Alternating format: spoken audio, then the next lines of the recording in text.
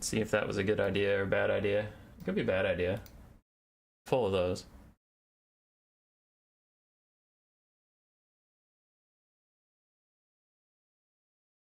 Get some people in here. I'm starting like 3 minutes. Still waiting on one of our players. Still waiting on them. These mushrooms are stupid. Thanks, YouTube ad. Piece of garbage. Piece of garbage.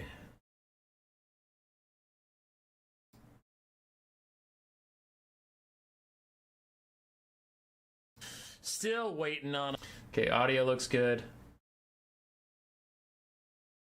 I'm gonna turn my stream down to nothing. I'm actually gonna turn the stream off. Not for you guys, for me. So that there is as little internet struggle on my side as possible for reasons. We'll let people gather. Alright. Because I am streaming and I am hosting the VPN service we're using to try and reduce lag today. So let's just not stress my internet out anymore and turn off the stream thing. So I can see your chat through the studio countdown thing, but I can't interact with you as I normally would. I can talk to you. I just can't put up like polls and shit. All right. What's going on today? What's going on today? We have a very serious, sweaty, very difficult, try-hard tournament for cash money prizes. A lot of that is a lie. There's no money. It's not try-hard. It's not even a tournament. It's just a King of the Hill.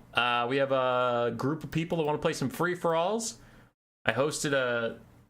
It says it's a VPN, but it's not really a VPN. It's just like a local network that gets hosted on my computer. So then you connect to me instead of you connect to everybody else in the lobby. So it should reduce lag. We used it for our Warpstone Cup finals, and that went fantastically. Now, Warpstone Cup finals, it was only 4 people. Me, BattleZ, and then the 2 players. This is 5. So, we'll see. It should help. If it doesn't help, then it's cringe, which happens. But yeah, so lag should be reduced.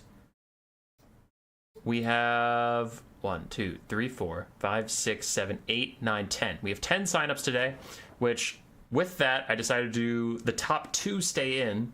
So with 2 people dropping per thing and 10 people, we should have 5 free-for-alls today. So it should be good.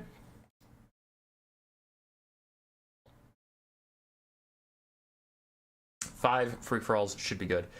As for the pick and bans or anything, I literally just told the players pick and ban is quotations, don't be a dick about it. So I don't know what we're gonna get. I generally don't know what an issue would be. Like, if someone just picks Empire, goes double steam tank, double land ship at a flying caster every game, then I'll have a word with them. But otherwise, I don't think the type of people that wanted a King of the Hill free-for-all stream are going to be assholes about their builds. I mean, that doesn't seem to track.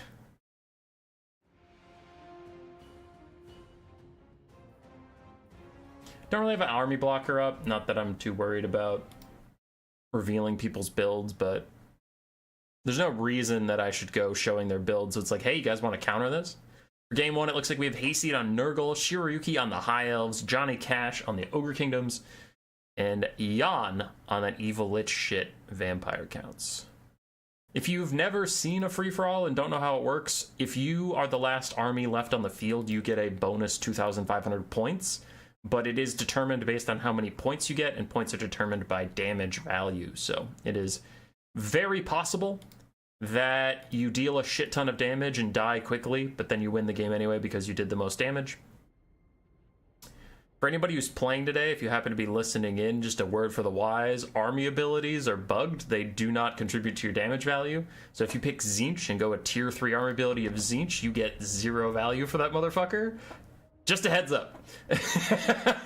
Just so you know that you get nothing for that. Let's do it.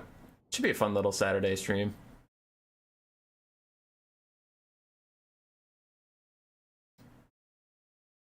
I need to message somebody about a thing.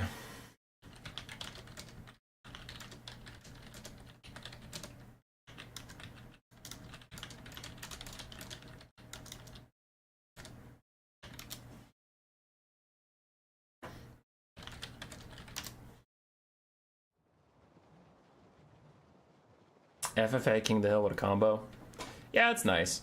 I mean, you can do a tournament, but we're trying this Radmin VPN thing to reduce lag, which means everyone has to connect to me. And if you're doing a tournament, there's multiple free-for-alls going on at the same time, so that could cause a shit ton of lag because there's so many people trying to run through my PC at the same time.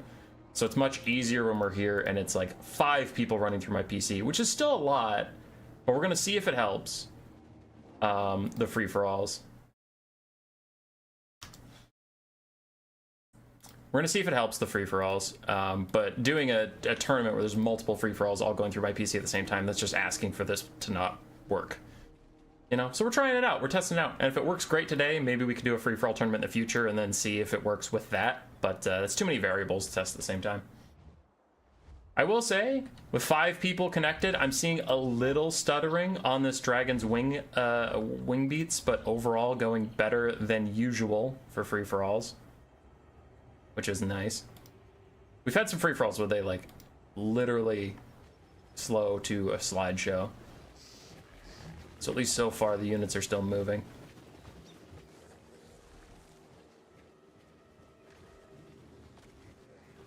My stream hasn't crashed. So it doesn't seem like the internet flow is being choked too much. For the 4 armies, I suppose I can talk about that. Vampire counts of Yon. We have the Dire Pack, Fellbats, Zombies, and Crypt Horrors on the ground. Some Vargas in the sky. A Necromancer with the Wind of Death.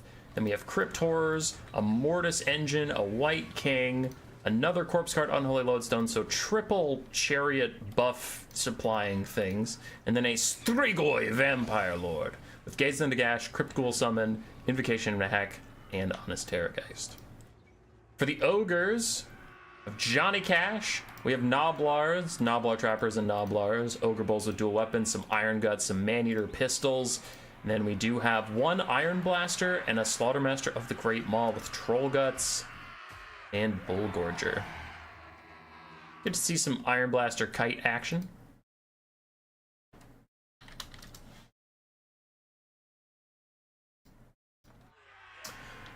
Over here for the High Elves of Shirayuki, we have an Archmage of Heavens.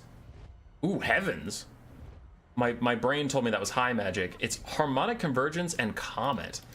And then Lothern Seaguard along the front lines, Spearmen, White Lions of Krace, and then some War Lions of Krace.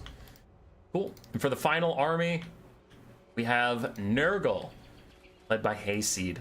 Chaos Furies of Nurgle, some Marauders, and Forsaken for a front line, a couple Bile Trolls, Tamarkhan, the Maggot Lord on his Toad Dragon. And we do have a Chaos Sorcerer of Nurgle with Fleshy Abundance and Stream of Corruption. What up, Twist?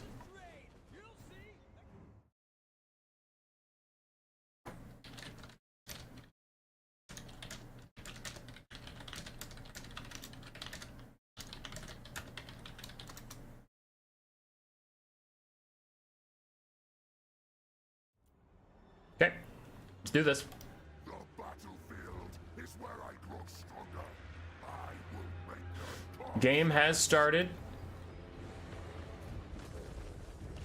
And I know I'm obsessing about this, but so far, the lag's not too bad. So we like that. What the hell just did that much damage to Lothern Seaguard? Oh, the Iron Blaster from that far away got a good shot in. So Johnny Cash off to a 150 gold value lead. Cut the tape! Everyone concede defeat now. Johnny Cash wins, baby! He got first blood! As the vampire counts are moving in on the Ogre Kingdoms, the Iron Blaster continues to fire, and it looks like the Ogres are turning all of their effort towards the vampires. The vampires are replying in kind, immediately charging straight into the undead, into the Ogres, I should say. White King gets a nice little scab scrape down the side of those Noblar Trappers, trying to get them to rout. Felbats also closing against the Ogres, and the Undead going straight at each other, while Nurgle and the High Elves also seem to want a piece of this action, heading over this way rather than fighting each other, though the High Elves don't seem fully committed to that. Some of them are moving this way, some are moving to engage Nurgle, as Nurgle takes position in this big old forest. Now again, I don't have any issue with forest camping, because if you're sitting in a forest like a little cowardly coward, you're not going to get much damage value and you will lose. So you can see Nurgle is advancing through that forest. They're just trying to get to the High Elves as quickly as possible. Do not worry, my friends. There is no cheating afoot. Something is happening right here. I do not know what is getting cast. That's a comet. It's a comet. It's a comet. Oh, comet! Big damage onto the Noblars and some zombies, but it is just Noblars and zombies. Hayseed with 0 damage value, abysmally far behind for his forest camping scumlord shenanigans. Creeping his way out of the forest to join the fight like a real man, is now engaging the High Elves. But Johnny Cash and the Ogres off to an early lead, though I see a lot of white flags on the Ogre side as they're all starting to rout off. And while at the start, I did say that you can get a lot of damage value out early and then die, but still win. The objective isn't to die. Like, you can still win. It doesn't mean you will still win. Hayseed is climbing on that damage value, though, getting right back into it as he is grinding in the melee with Shiryuki, who is also keeping up on that gold value. But it seems like Jan, Shiryuki, and Hayseed are all kind of fighting at the bottom, while Johnny Cash is far and away the leader for now, though his lead is starting to diminish as more and more of his units are taken off the battlefield. Iron Blaster gets a good shot in on the Strigoi Lord, and the Ogres are probably going to have to resort to kiting and try and somehow lead the forces of the Undead into these High Elves and get themselves out of the way, because the Ogres are taking too much damage, I'm afraid. Nurgle is plowing through the High Elves. Now we have been mostly focusing on the battle of the Ogres and the Undead. Looking over here, Tarmakhan has busted through the front line. He's doing very well there, while the Nurgle front line is tanking it up with some rear charging Chaos Furies. Spearmen going down. The High Elves are actually in a pretty bad spot, losing a lot of HP. As we can see, 2 archers and 2 spearmen were diverted to try and get some value off of this other fight. It does mean that it is a crippled High Elf army fighting all of Nurgle, and you can definitely feel it. The Man-Eater is trying to back off and get some shots in, while other Man-Eaters are just stuck holding their ground against impossible odds, getting ground down by the Mortis Engine and the Vargeist. The Iron Blaster is still trying to get shots wherever it can. Might point blank these poor little High Elf Spearmen, but it's not turning fast enough, so it's not going to get a good shot, even if it does shoot.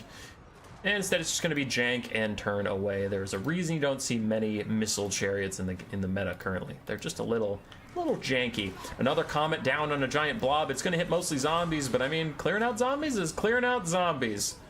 I want to see the kills on it. She has 95. She now has 340.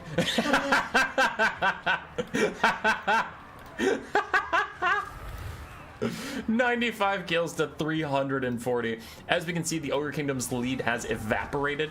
High Elves and Undead going to take that spot from them. Hayseed and Nurgle lagging behind a little bit, but overall they're fine. Like, they are still in this game. No one's really out of it yet. I'm most worried for the Ogres just because the HP drain they've taken. Damn, like, gold value wise, they're fine, but they don't have much of an army left to keep accruing gold value. Hitting our first lag spike. Game is still chugging along for now. Nurgle and his trolls going to chase down some of the High Elves, get the extra value off them they can, while also, you know, making sure they don't come back. We do have the Dire Pack from the Undead appear to be forgotten in the ditch, in the ravine. They're just sitting down there, ominously waiting for the late game. Thank you for the tea. You're so nice to me. Got Dean in an hour, but in the meantime, I'm going to chill here, if you don't mind. Twist, that is allowed. Another Comet coming in from this Archmage of Heavens. It's not as big of a blob, but it's still a blob that she's punishing with Comet, and that's kind of funny. In 1v1, you never see that spell, but in a four-person free-for-all, there's so much going on that she's getting tremendous kills off of it. 500 kills for the Archmage of Heavens. Nurgle completely owns this other half of the battlefield. They're just kind of tying up the guerrilla warfare of the High Elves, finishing those guys off, and they will be a powerful force in the late game. For Hayseed to win this, he is going to have to rely on that victory-like thing. If you're the last one on the battlefield, you get like 2,500 extra points. He's going to need that because he is about 1,000 behind the Ogres. He's 2,500 behind the Undead.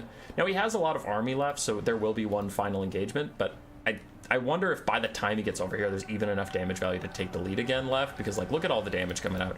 Strigoi Lord is nearly heal capped. He's chasing down the Archmage of Heavens, who's taking a lot of damage. The Undead are running out of units besides their Mortis Engine and Lord, pretty much. The High Elves are a depleted force. The Ogres are a depleted force. There's not a lot for Nurgle to really like sweep up and get tons of value. The Ogres are forming a bit of a little conclave back here. Conclave? Enclave? It's an enclave. I'm being stupid. The Slaughtermaster is still very healthy, and he does have a healing spell, so if he can rally some forces back here and slowly cast heals on them while hiding in the woods, that could be pretty good. As another Comet hits, but it's the last Comet we're going to see as the Strigoi Lord gets rid of her forever. And the Iron Blaster going to go rejoin the Ogres. Sneaky, sneaky stuff from Johnny Cash to reform lines outside of the battle. Get his shit back together. Now the High Elves are all of a sudden dead and gone as Hazel decides to bark suddenly. Shirayuki ahead of the Ogres in value, but is currently grayed out, meaning he has no units under his control. Now some of those High Elves could rally, but I don't see them like coming back and winning this. I do think it is I think it's a race between Jan and Hayseed, because Jan is very ahead on damage value, but I don't think he can kill Nurgle. FFA is an extremely strategic mode. It's very fun. The only reason I don't host more, and I'm being serious, is lag. But if this Radman stuff goes well, and it seems to be, I would for sure host a lot more fun events in the future. I don't think it's a competitive format, because there's too much fuckery to make it like competitive, but for fun stuff, I love FFA. So the Iron Blaster is safe and sound, going to shoot into these Crypt Horrors who are heal capped, so now those are going to hurt extra bad. Ogres throw the last of their melee units into the front line. Meanwhile, Man-Eaters are trying to save the Iron Blaster from the Strigoi Lord. Do the Ogres have a Troll Guts to heal this thing up, or honestly heal them up too? A lot of healing that could come through for the Ogres, as the Strigoi Lord is having issues trying to land. The Ogre Bulls get in his way. A big Overcast Invocation Heck trying to heal up his forces, but the Undead forces, unfortunately for them, don't need more healing. They need a higher heal cap, as they're getting very low. Nurgle has joined the fray though, and they are not happy about being left out of the rest of the game. A full HP Tamarkan joining the fight, charging through these Noblar Trappers who are going to instantly rout. It looks like he's going after that Iron Blaster too, as the Iron Blaster is trying to fire up and over a lip. Doesn't really have that good of an angle to fire in here, so it looks like it will just be obstructed. High Elves getting some random forces back on the sides, but we'll see how much that matters as the Toe Dragon vomited down the sides.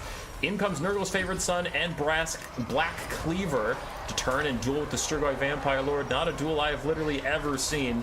I think the Strigoi Lord will trade up in value, but I think Tamarkan will win just because he has so much more HP, and his heal cap is still pretty far off with the Fleshy Abundance cast down. The Iron Blaster is firing in, just trying to get some value as the Bile Trolls are coming in. Hayseed is creeping up on that damage value, and like I said, I strongly think Nurgle's going to be the last man standing. I just don't know if they can catch the vampire counts on value.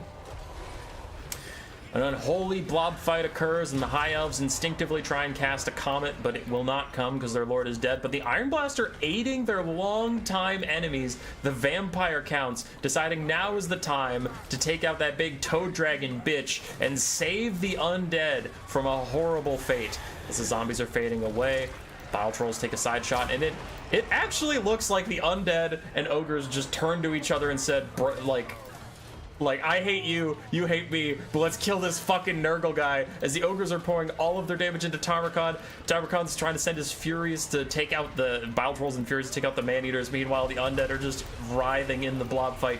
Fecundity trying to heal up Tamar, but he's getting so low. He's gonna curse to the Maggot Lord, both the Ogre Kingdom's Lord and the Strigoi Lord. If that counts for damage value, that would be huge damage value for the ogres, but I actually don't know, because so many weird little abilities just don't count towards free-for-all score. I actually don't know if that would be a good or a bad thing, because then Nurgle can't get that value if it does just go into the ether.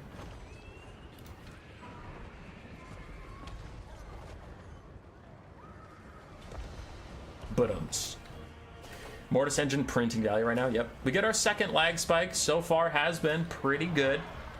We'll get a little teeny weeny bit of lag here and there.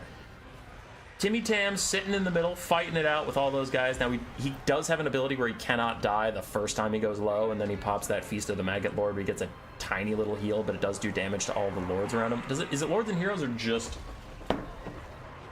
a hero? I mean, sorry, just a lord. Let's see here.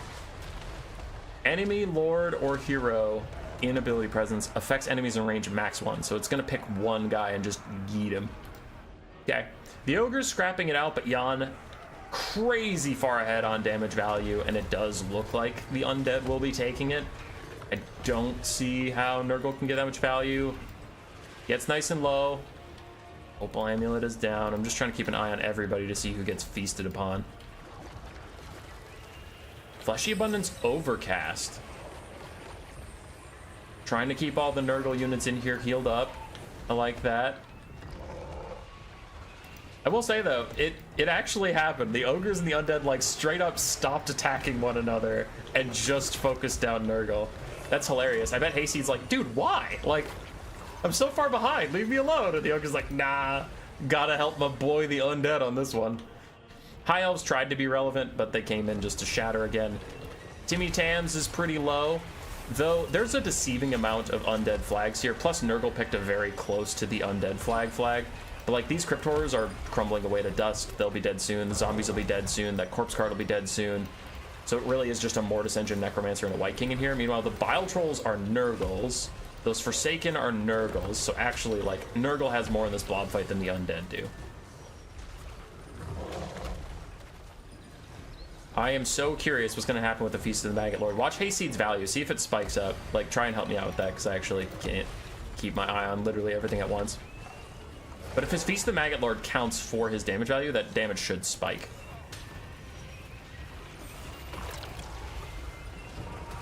Alright, he goes negative. The feast is on somebody.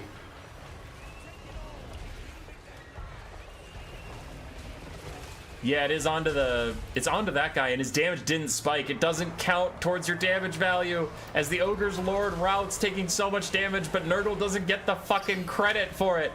But they are getting a lot of damage value as they slap down the expensive Strigoi Lord, as they slap down the expensive Mortis Engine, and the Mortis Engine is healing to give Nurgle more value. I bet Yana's like, hurry up and die! Everything just die! Stop healing! Stop giving up the value! But oh, the Nurgle Sorcerer Lord's all of a sudden routing. The Bile Trolls are not known for their courage. I am shocked the Nurgle Sorcerer guy got ganked so fucking hard, as the White King is heal capped, the Necromancer's heal capped, the Mortis Engine is so close to dead, the Strigoi Lord is so close to dead, and he is also heal capped. The Mortis Engine is getting dragged down as Hayseed's getting slowly more value. The Ogres are back on the map. The Slaughtermaster's back. Does the Slaughtermaster try and help Nurgle now, or does he still keep with his oath to the undead? Oh, he's turning on the undead, and the undead are turning on him in turn. Jan is 5,000 gold value up. Nurgle's losing their Bile Trolls. I'm thinking it's an undead W. Didn't he get like 700 value when he triggered? Maybe, but I feel like he could have gotten more than that. I suppose you're right, though. The Slaughtermaster is not that expensive. For Nurgle, we got some trolls back. We got the caster back. There is still hope to be last man standing. For the Ogres and the High Elves, they're both officially gone. They are spent forces. All their stuff is shattered. It is just Nurgle versus the Undead. The Undead wildly favored here, but maybe. Good evening, sir. Must be morning for you. It is kind of morning for me. Bile Trolls and Forsaken are in. Now, for the Undead, they have no infantry support. They didn't bring a zombie summon at all, and they've used both their Crypt Ghoul summons. So can Nurgle kill that Mortis Engine is really a big question. The Mortis Engine is draining down the Forsaken. An overcasted Fleshy Abundance would really help here, but can Nurgle even hold on long enough to get that heal out? Strigoi Lord goes for a breath attack, but does a little bit of friendly fire damage. The Forsaken are all shattering, and that is going to be GG. The Undead hold. And they are victorious. A third health heal capped Bile Troll does not 6,000 damage value make. Comets mostly hit 100 gold infantry. Yes, but it's still very funny.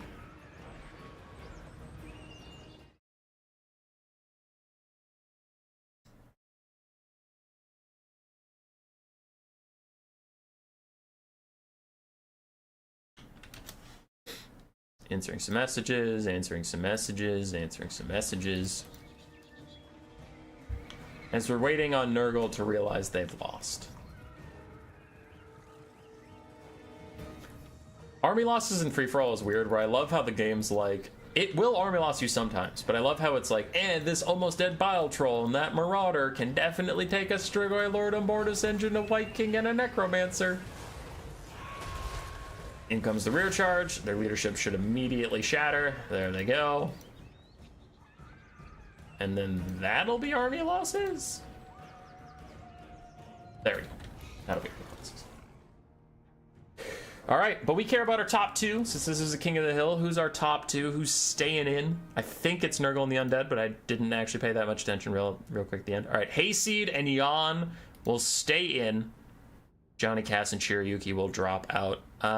Value, I'm just going to kind of scroll real quick. Some of the Forsaken got good value. Tammy Tam's got good value. Heaven's Caster did pretty darn well. The rest of the High Elves did not have a good go of things. For the Ogres, didn't see anything crazy. Man-Eater Pistols and the Iron Blasters did well, as you would expect. And then Jan on that Evil Lich shit. 6,100 on his Strigoi Lord. My lordy. 6,800 on the Mortis engines also Giga Clutch. Alright. GG's everyone. Cash and Shira, please depart. And now I need Olaf and Sipa are busy, so let's get Balrain and Pigman.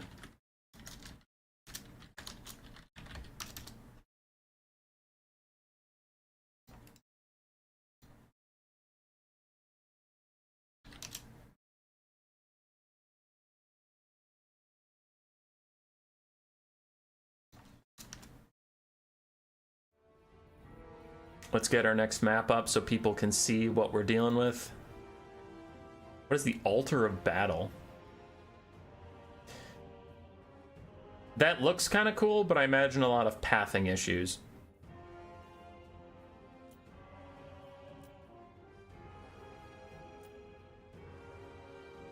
Lost Temple's a good one. Let's just do Lost Temple.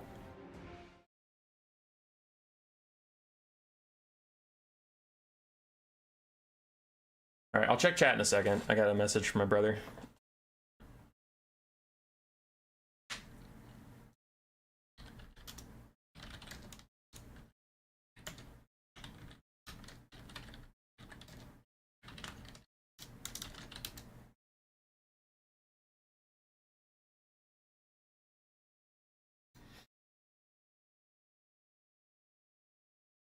All right, Pigman, think you joined the VPN thing?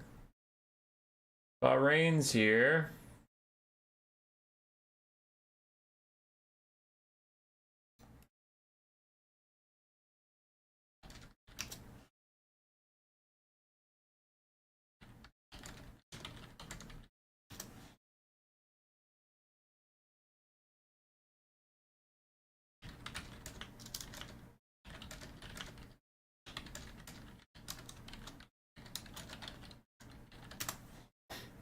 We're just getting Pigman in here.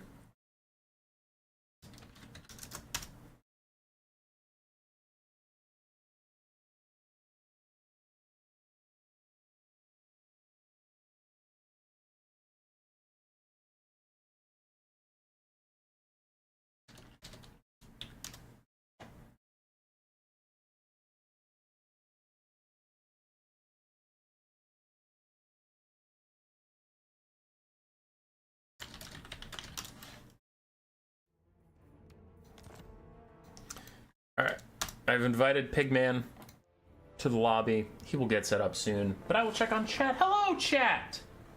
That comment might not hit a valuable spot, but it was more fun than heal spam. Shiryuki, that's what it's all about, brother. I enjoyed the comments. I enjoyed that your lord got like 600 fucking kills.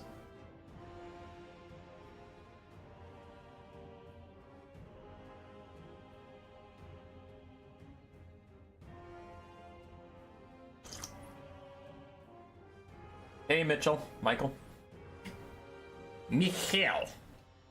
Tyrion Expert, Eltharion Enjoyer. I think those are the two I mostly see from you. Maybe a techless game here and there. You've been sending me some Wood Elf replays recently, which is disturbing and upsetting, and I don't like it. I do like it for the casts, but it upsets me to see a High Elf hero fall so far. Not gonna lie, I'm always amazed how good Jan is. I'm a friend of his and he sent me the link for the stream. Fucked up Jotaro. Here's the thing. Jan is a shitter. I hate this man. So here's my history with Jan. He joined my server like a couple days ago, and his first message I ever noticed or posted was in my free-for-all chat. He said, hey, I'd like to join. And that's my entire history with him. But like, dude, this... What an asshole, am I right? This guy. This fucking guy. I don't know him at all, but he seemed neat from his first game. That was good.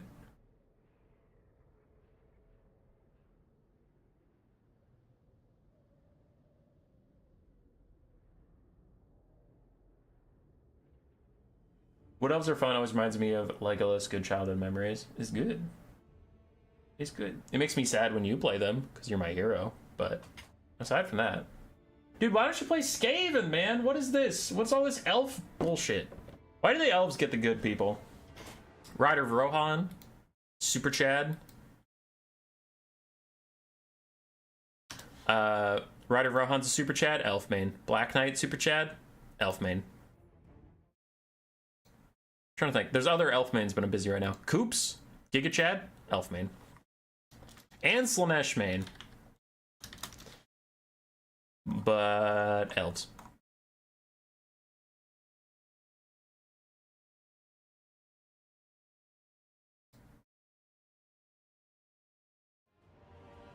Boo elves.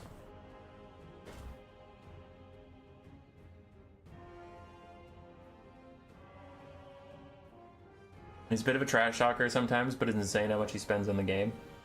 I was just kidding. I don't know Jan at all. He seems nice. Hope to see him in some tournaments sometime. We have a bunch of 1v1 try-hard, sweaty tournaments. We also have new player tournaments. If he's just here for free-for-alls, then I'll try and host more. I'll try. This is like the first one I did because we found a way to not lag our balls off.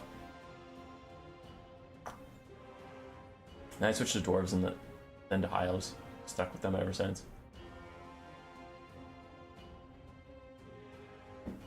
I didn't play tabletop. If I did...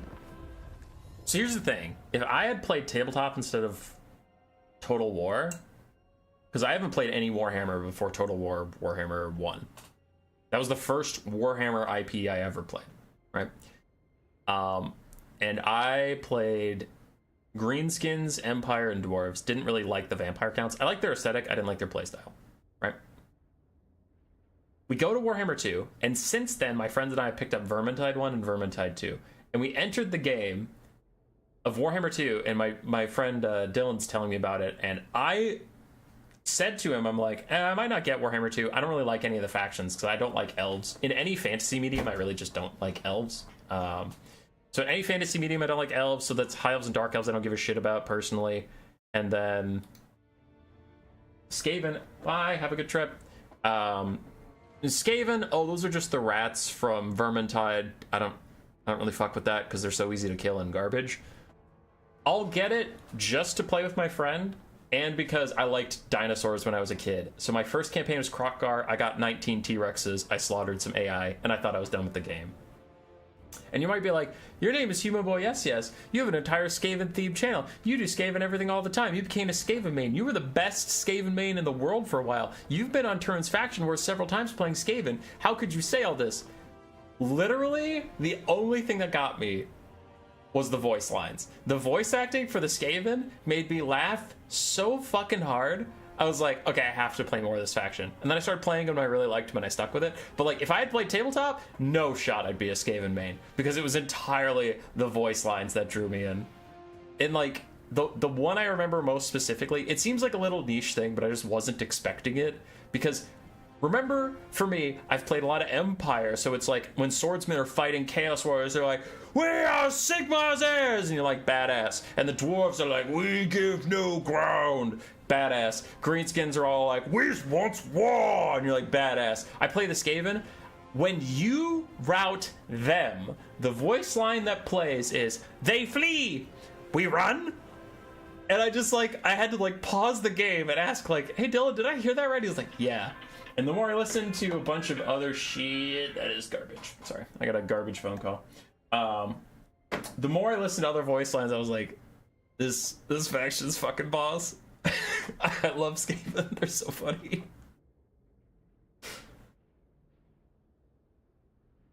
I thought you liked us, the people in your Discord. I don't like anybody. Ever. No, I like my Discord.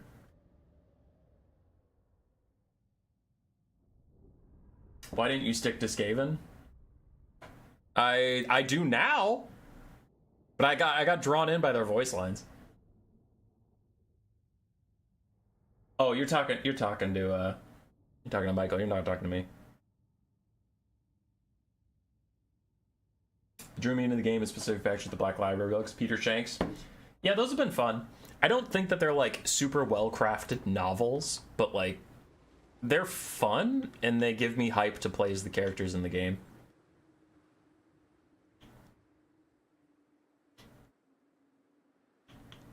We're into our second free-for-all. Jan and Hayseed sticking it out from the first one. They got first and second. Hayseed with a blood feud against Jan, refusing to be second fiddle again. Jan not even knowing who Hayseed is. He's on that Thanos shit.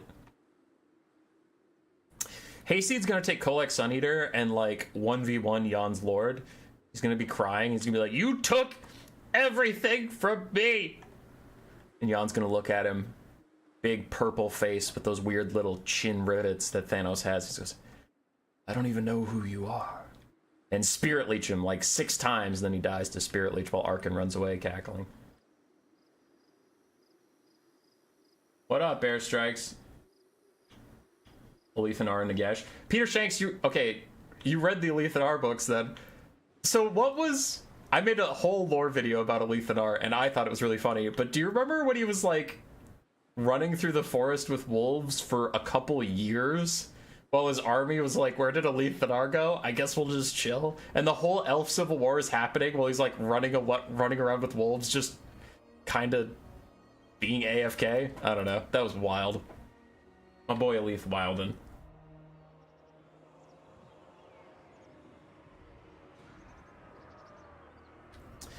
I didn't look at what factions we got, but Bahrain loves himself some Chaos Dwarves, always playing them. Plays quite a lot of Chaos Dwarves, and it looks like he came here to party. Astrogoth Ironhand with Flamestorm, that'll be good against blobs, and then Ash Storm. We have some Kadai Fireborn here and there. Chaos Dwarf Warriors as a front line, the Blazing Beards in the back. Triple Hobgoblin Archer, a Kadai Destroyer for a little extra oomph, and then Goblin Laborers in the front line. That is a Chad Chaos Dwarf army. You love to see it. Let's be real, he was fucking those wolves. Alright. Hayseed was previously Nurgle, now he switches to Khorne. We have a Marauder front line, Bloodletters in the back. Oh, all 3 are Exalted Bloodletters. More Marauders, 2 Minotaurs with great weapons. We have a Herald of Khorne to provide a little bit of buffs, but also his healing for himself. The Gore Feast, that can really help in these long form game modes so you can get in there and not just get bursted out. And we do have some Chaos Fairies. Pretty simple Khorne build.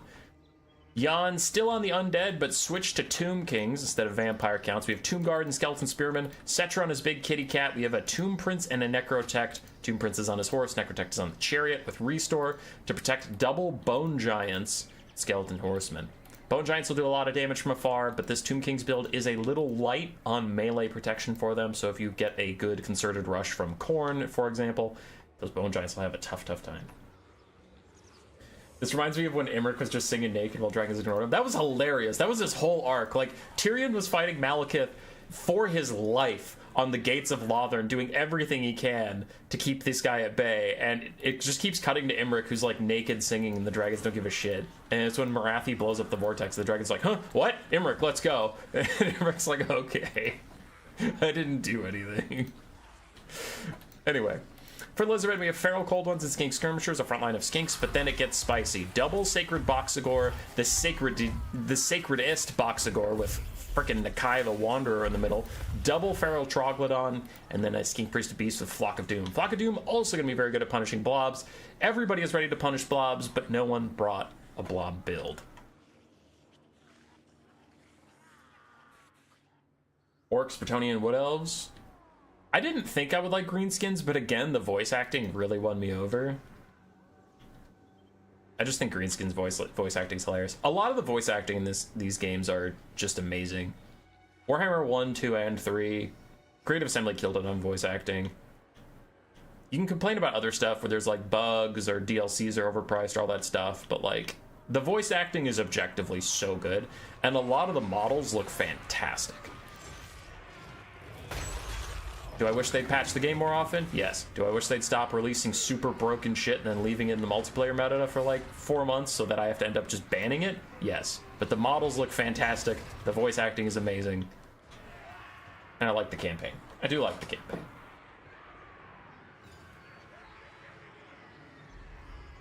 Contrarian, yes, that part was silly, but Tyrion was fighting his ass off before that.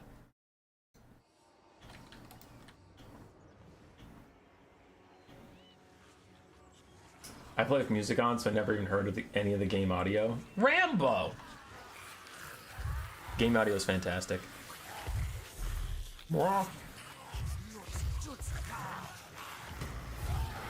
Troglodyans!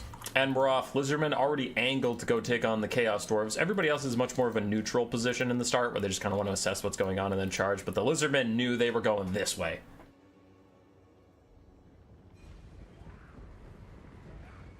Looks like the Chaos Dwarves accept the challenge. They are going to go fight the Lizardmen. In the forest might be a bit tough for them, as these archers are going to have a tough time shooting through all those trees, and the Lizardmen return to their natural habitat, the forest. Now, once again, before anybody gets concerned, this is not like our normal multiplayer rules, where you shouldn't forest camp or anything like that. It's free-for-all. If the Chaos Dwarves wanted to, they could walk away from this forest and go fight another army, leaving the Lizardmen to forest camp and do nothing all by themselves, and they'd get no value. So, if they want to engage, they can. It's fine. Double Troglodyte already getting good pokes on the Kadai Destroyer, and there comes a Flock of Doom for Blazing Beards. Kyle Lavelle, with his honorary 1 membership, always hops in and gives that sweet, sweet channel support. And he gave it to 1,001 airstrikes. Oh, okay. Oh, okay. I use the voice transcriptions, and Humeboy keeps saying racist shit. Oh, that's just my brand. That's just who I am as a person. Exalted Bloodletters catch up to Cetra. Cetra on his cat has really good collision damage and cycle charging, but terrible, terrible melee attacks when he's just stuck fighting, so that's going to be pretty bad, and Khorne's already about to overwhelm these Tomb King's lines. Now, I did specifically mention that the Tomb Kings do not want to fight Khorne, and they got stuck fighting Khorne. Those Bone Giants are going to be in trouble very quickly. As the Double Troglodon are currently shooting Astrogoth and getting good damage out, Nakai is also thinking about charging up. Meanwhile, the Lizardmen more than happy to just kite this out against the Chaos Dwarves. Not interested in taking a full melee fight with all these heavily armored boys. The Kadai Destroyer is trying to hunt down Nakai. Look at Nakai is completely unaware of what is about to happen to him as the Kadai just T-poses on him like, hey, pay attention to me. Hey, pay attention to me. What? Oh god, Fire Fist right to the face! Flamestorm is still rolling around, but it seems like Pigman and the Lizardmen have kited back. Kadai Destroyer is still hunting down Nakai in the woods. Meanwhile, checking in over here. As we said, the Bone Giants already in trouble. Khorne bursting through the Tomb King's front line very quickly, and they just had so many infantry that they can swarm around the sides. Now Minotaurs have also caught up to the poor Bone Giant. Skeleton Horseman going to try and bail him out. The other one is also trying to fire, but having a tough time really getting a shot at anything. It looks like he is obstructed, etc. Plus his Hero Hammer trying to hold back the tides, but Khorne is rolling these Tomb Kings right now. Jan doing well on value, but again, losing a lot of damage value. We saw last time the Ogres had that problem where it was... Johnny Cash was ahead for a while, but then he ran out of army pretty quick.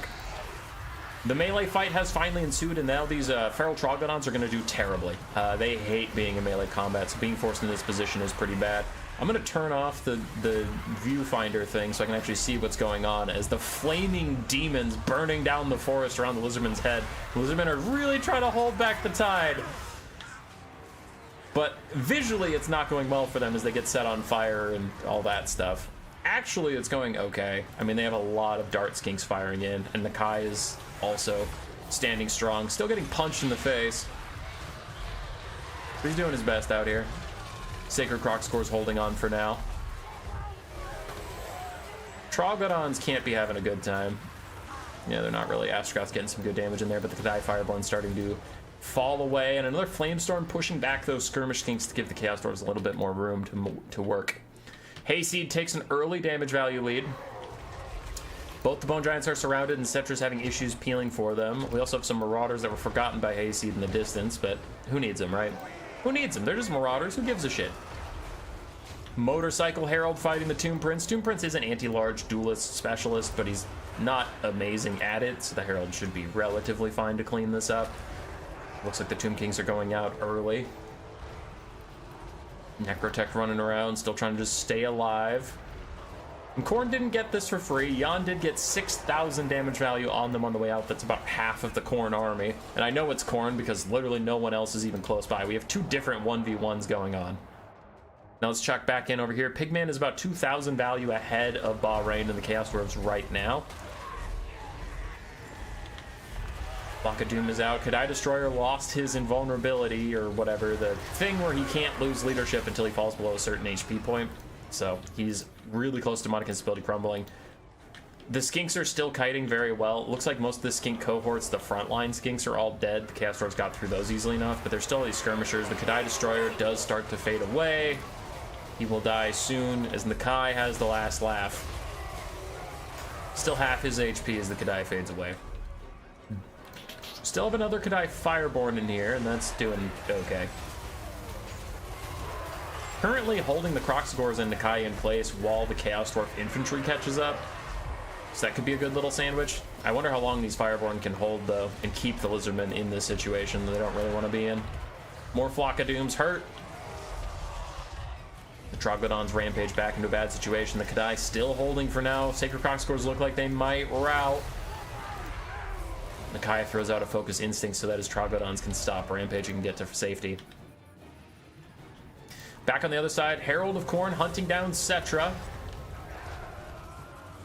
I wonder if Khorne is gonna use the Sword of Khorne, because they definitely can charge it up in a free-for-all pretty easily, but the sword won't get them any value. I mentioned at the start, but there's a bug where army abilities don't count towards your free-for-all damage.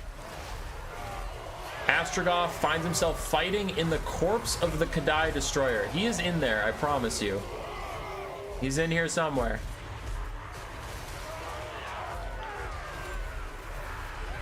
But he's not having a good time of it. Nakai's still half HP, Astrogoth getting worked down, and all the Chaos Dwarf infantry just having such a hard time slogging up and actually getting involved in the fight. The Lizardmen of Pigman not having a great day either. Their Beastcaster is pretty low. Their Skirmish Skinks are running out of HP as well. Nakai is still healthy. We have one healthy Kroxigor, and both his Troglodons have a lot of ammo. So those could be used to kite out Khorne.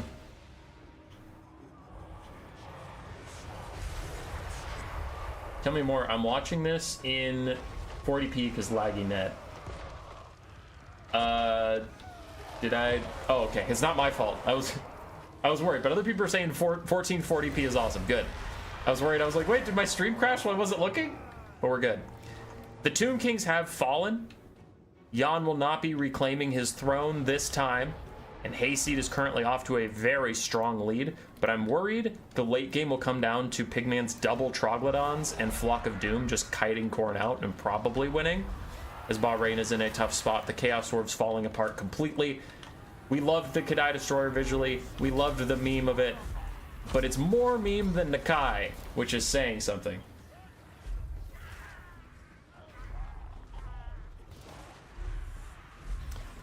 So Lizardmen just cleaning up their defeated foe. Khorne already cleaned up the Tomb Kings and is starting to waddle over. Wombadle.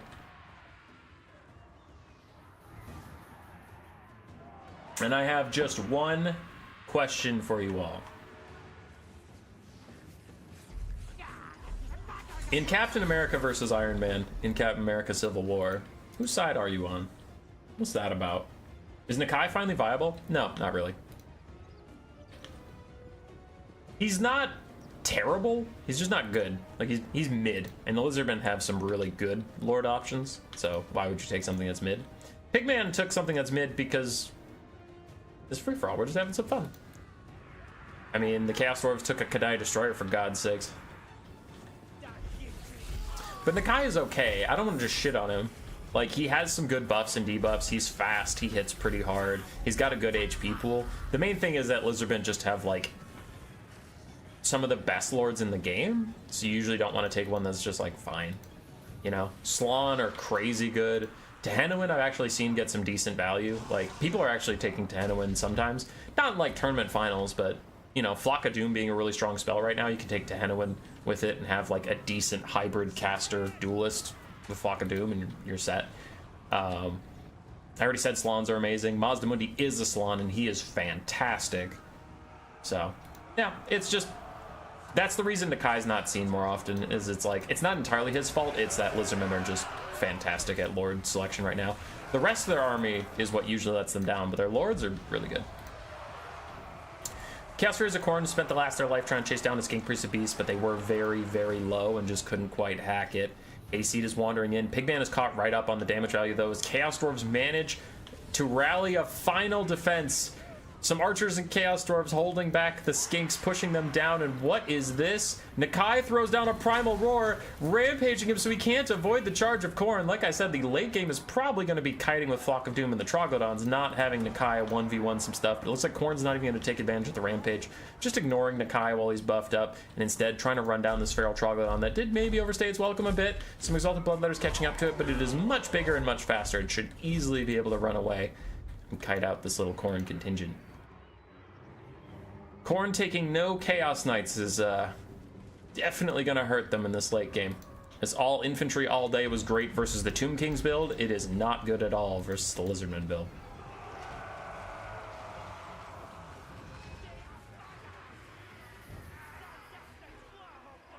Kill Sunset saying he's bad. I don't think he's bad, but you also probably play more Lizardmen than I do.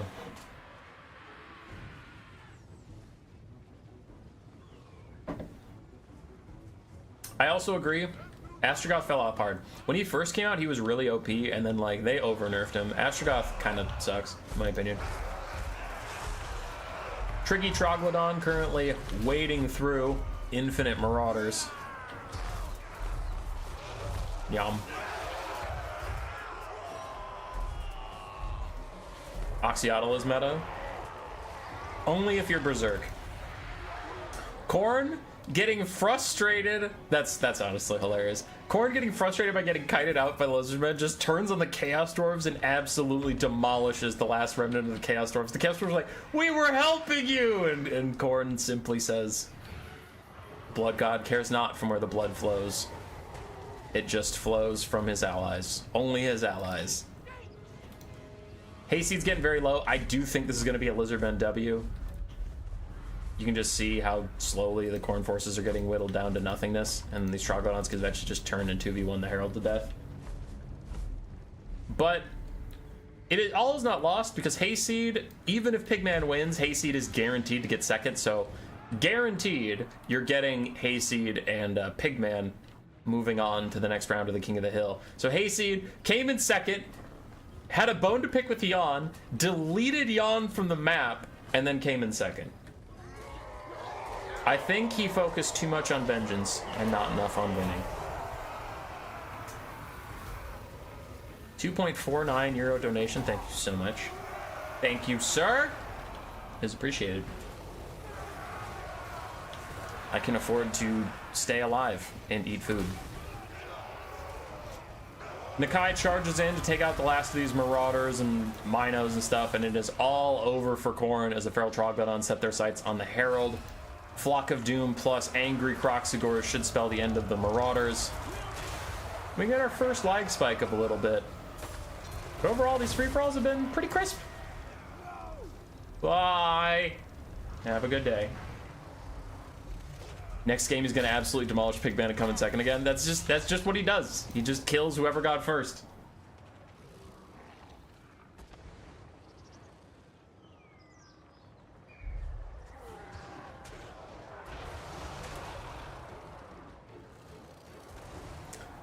Alright, the Herald's about to demonic instability crumble as the Troglodons just shoot him, and then there is just one almost dead Marauder. That does not a victory make. We all know it is over. As Hayseed clutches to his precious lead for just a second more before falling. And Pigman not quite able to take the actual gold value lead. He will rely on the Cheater Pumpkin Eater winner's bonus.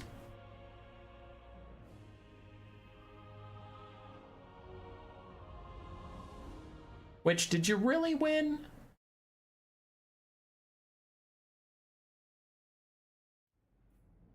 Did you really win if you needed the Cheater Pumpkin Eater final bonus? I don't think you did. I think Hayseed won. I'm giving it to Hayseed.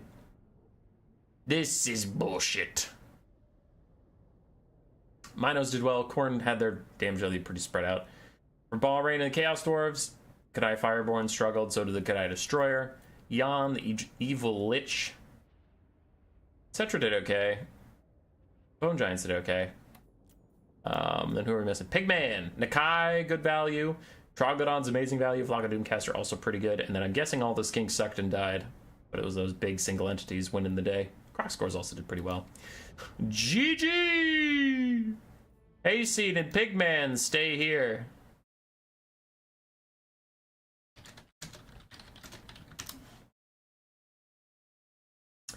Sipa is in, I guess. I didn't invite him.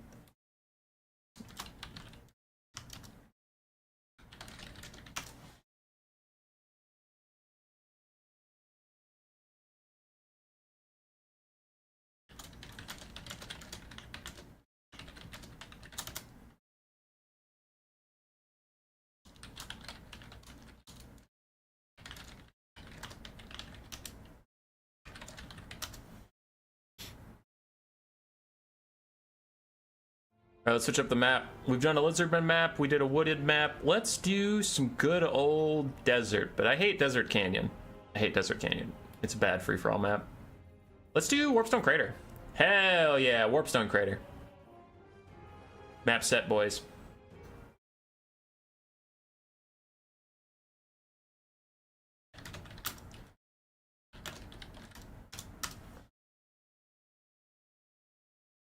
Okay.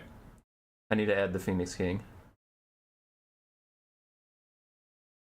to our list.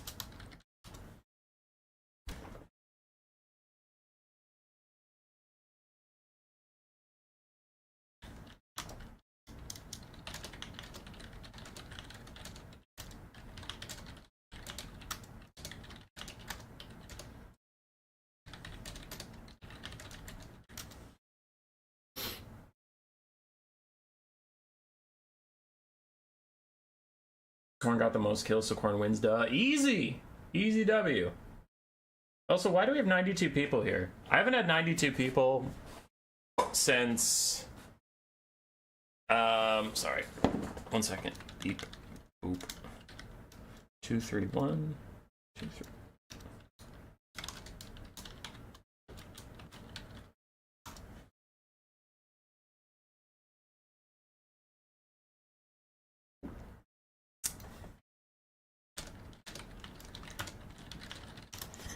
Anyway, sorry. What were we talking about? I had something. Oh yeah, I haven't had 92 people around since like the last DLC. Last DLC, we were chilling. Streams getting on average above 100. That was awesome. Since the doldrums, it's kind of like averaging near 60. So happy to see 90 people here.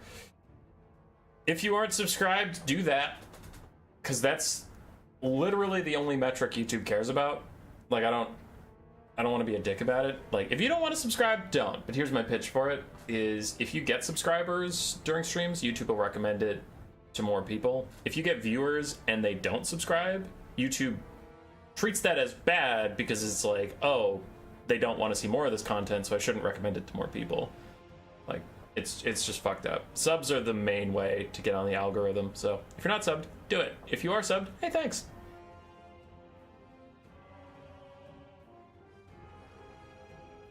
Bye, Twist.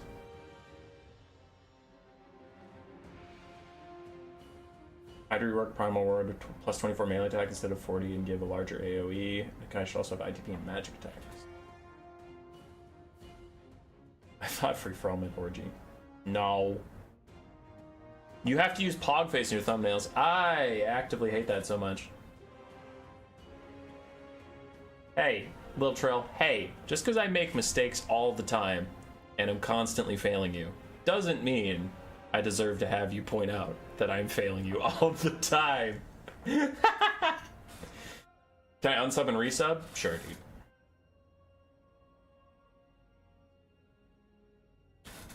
Hayseed going vampire. I love that comment. Hayseed going vampire counts after beating Jan. This is you either die a hero or live long enough to see yourself become the villain. That's good.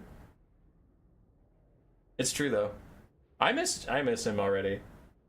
I miss Jan.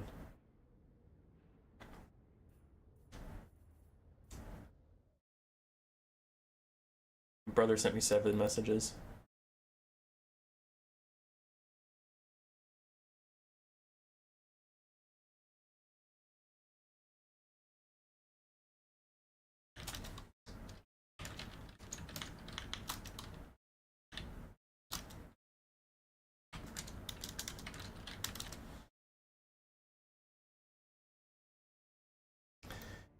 Hey, if you're out there, this stream's not over. This stream's not even close to over, okay?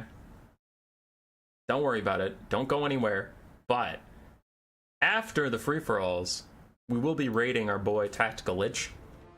We love Tactical Lich. So there's more Warhammer content. If you're out there doing yard work, getting ready for fall, you're raking some leaves, just leave the stream on, man. I'll be raiding Tactical Lich. You'll get to go listen to his wonderful voice, casting some new player tournament shenanigans. It's gonna be great. We got Warhammer content all day. All day. All day. What else are you gonna do? What the fuck you gonna? It's this Saturday. Get on your couch. Rake the leaves from your couch. Sit on your couch with a cup of hot cocoa. Just sit there, listening to Warhammer content while raking your leaves onto your couch. Make a little leaf pile on top of yourself. It's like a blanket. Just come on. Don't think about the bugs and the weird dirt and shit that's in there now. It's all over your couch. Just sit there and enjoy some Warhammer content. What do you mean? Ah, pizza pie. It's funny Crockguard doesn't have magic attacks. Yeah, because he's a big stupid dinosaur. Looks like for the 4 factions coming in here, we have Vampire Counts, Ogre Kingdoms, Chaos Dwarves, and Norska. Vampire Counts and Ogre Kingdoms making their return from game 1. Different players, but same factions. Pigman taking the Chaos Dwarves from his fallen opponent, Bahrain. That's rude. I don't like that. He needs to switch off of Chaos Dwarves right now. What an asshole.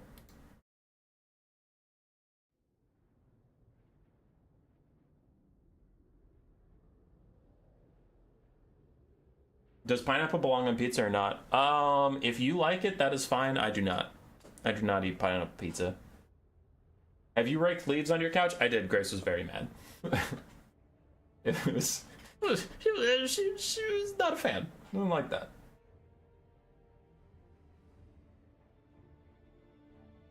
It's been 2 to 3 degrees Celsius here for a while. A little late to get ready for winter. Hey! Hey! Not all of us get to live in a good place, all right? I live in Minnesota. It's a great place. Tariff! Yo, Tariff. How you doing, brother? Tariff, you excited to make some greenskin memes? With the Greenskin Corn Ogres DLC feels like a Tariff DLC.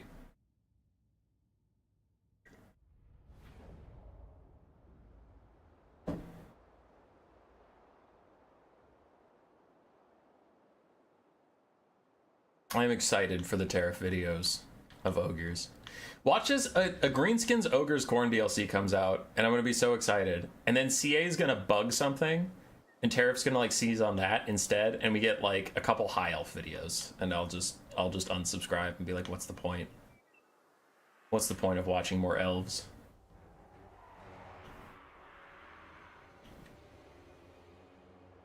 Just visited here because it popped into my feed. All right. We'll see you soon. Fun fact, I watched Tariff before I watched Turin. The YouTube algorithm is a big fan of the Tariff memes. You've never seen this map before? Is that a giant Warpstone crater in the middle? Yes. It is a giant Warpstone meteorite that for some reason these armies are fighting over. Chaos Dwarves I kind of get. I guess Norska's after the Chaos part of it. I don't know why the Ogres care about it. I don't know why the Vampire Counts care about it. When is the next End Times video? I am 50 pages from done with the Curse of Cain. Any predictions on the next set of DLC after Greenskin Ogre's Corn? Yes, I released a video. I hate to answer you with a go watch my video, but I released a video where I predicted all the upcoming DLCs because I actually think I solved it. So I think after that, it's got to be Slaanesh, High Elves, Dark Elves. And then I think they're going to do a Nagash one. I think they'll do Tomb King's Vampire Coast and Counts. And that might be the final DLC of Warhammer 3. Might. I'm hearing rumors that that's not true, but those are my predictions. Because they've done every other race besides Slaanesh, so the next one has to be Slaanesh. Like, it has to. That's locked in. And then if you look at... in the video, I go over the history of all the DLCs. The Dark Elves and the High Elves are behind Lizardmen and Skaven as far as Game 2 DLCs go. So it's like, oh, they're both due for one. They both relate to Slaanesh, and Slaanesh has to be the next one. So I'd strongly think it's High Elves, Dark Elves, and Slaanesh. The Vampire Counts, Tomb King's Vampire Coast one, that one, I'm like 45% on. But the Slaanesh and both elves, I'm legitimately like 85% sure that's happening. If it's not, then I'd be shocked.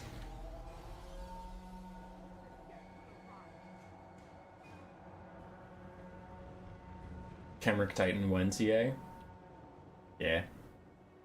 Tomb Kings need more. They're a good faction right now, but they're just an extremely limited roster. There's not a lot you can do.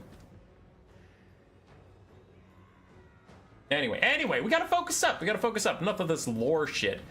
So for Hayseed and his vampire counts, we have Graveguard and zombies all over the place. Corpse Cart, bunch of Crypt Horrors, Dire Pack, another Corpse Cart. We do have Heinrich Kemmler on foot.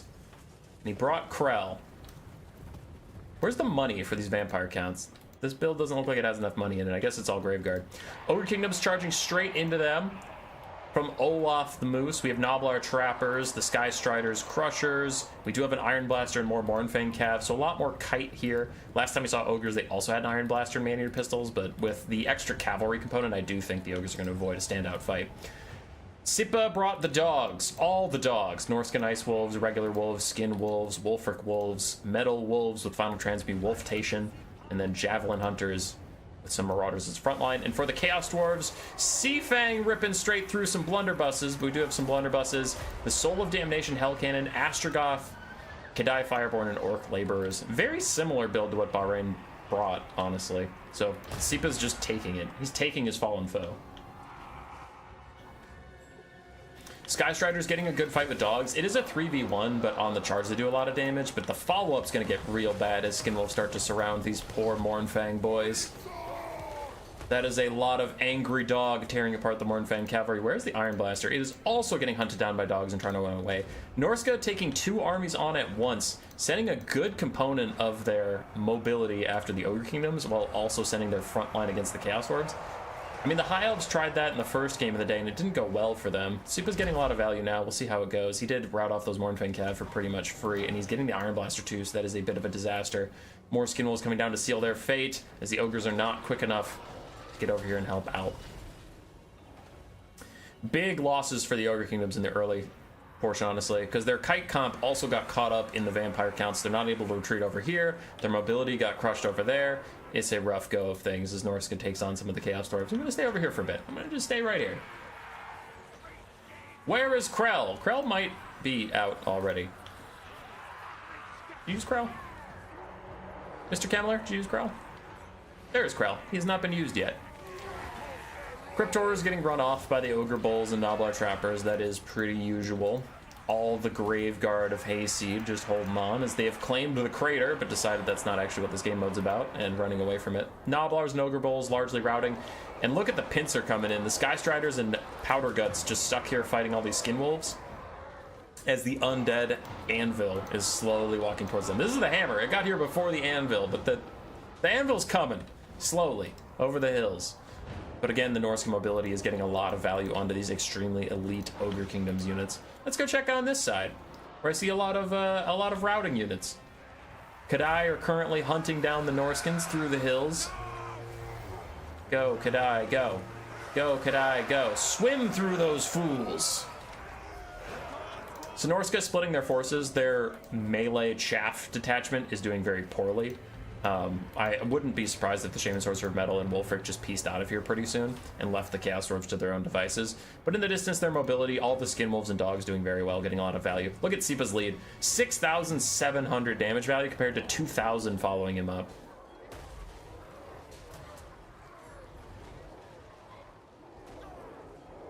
What up, Aaron? How you doing? Aaron, it's been a while, I think. 100 viewers. Woo! So Norska is eating alive the powdered guts. Powdered guts. I meant powdered guts. I am a fool. And the Sky Striders. They're fighting back a good amount, but there's no blob punishment spells here. Can you imagine an overcasted Flock of Doom right there? Oh, juice. Sauce. Ooh, this is real bad. Dire Pack with their anti-large saturating the fight with the Slaughtermaster while the Cryptors just hold him in place. And Noblar Trappers managed to throw guard mode on and try and help him out, but he is dead as hell. Zero Kingdom's about to lose their Lord. They've lost a lot of their Noblars. They've lost a lot of their units. The Ogres are pretty much out of this game. As the Undead are struggling on value, so are the Chaos Dwarves. So you have Olaf, who's about out of the game units-wise, but he's in second by a wide margin for points. Sipa is dominating on points, but has taken a lot of damage.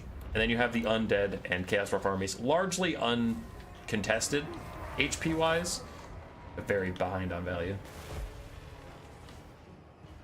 Another Sea Fang through the blunderbusses just as I was panning away. Gets good damage out as the Shaman Sorcerer Metal runs so bravely away from the Hell Cannon that is firing at him. I wonder how Norska's going to play this. I could imagine them just kiting away from the Undead and forcing the Undead to go after the Chaos Dwarves or be shot by the Hell Cannon relentlessly. Try and heal up your Skin Wolves slowly over time and then come in the late game. Because he has enough of a point lead that he doesn't need to keep fighting. He can't just back off.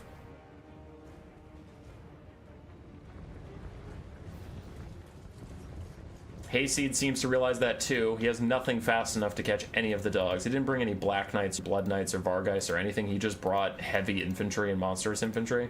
So he's going to waddle towards the Chaos Dwarves who he can actually get to. What about a Vangeist DLC? Sorry, free DLC?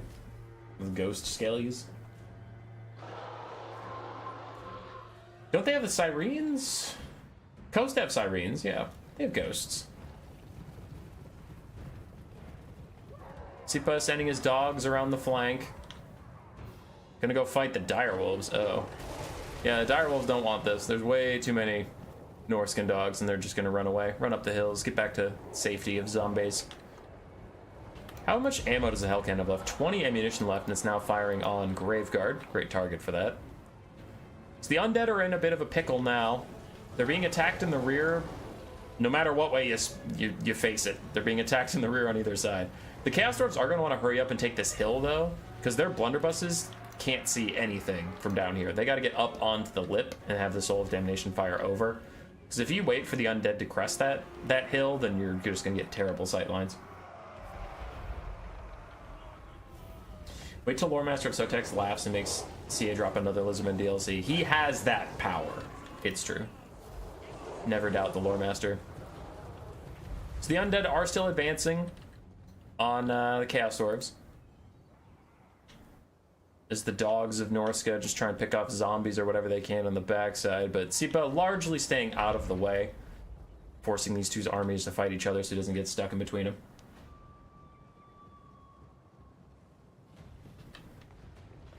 And the Chaos Dwarves not gonna take the hill, are gonna stay on the low ground, and I hate that decision.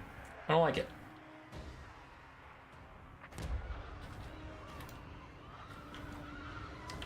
And yet the cringe forces of lag are kept at bay, so our plan seems to be succeeding. I hear a woos in the distance. Norska must have found another target. Oh, it's one zombie.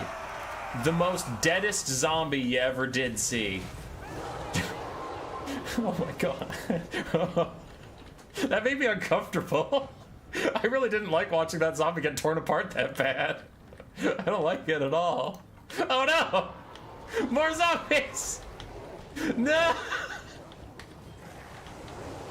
Oh, there's so many dogs! It's so many dogs for these poor zombies! Oh, they're just getting chomped. Alright, enough of that. Let's get on with the real thing.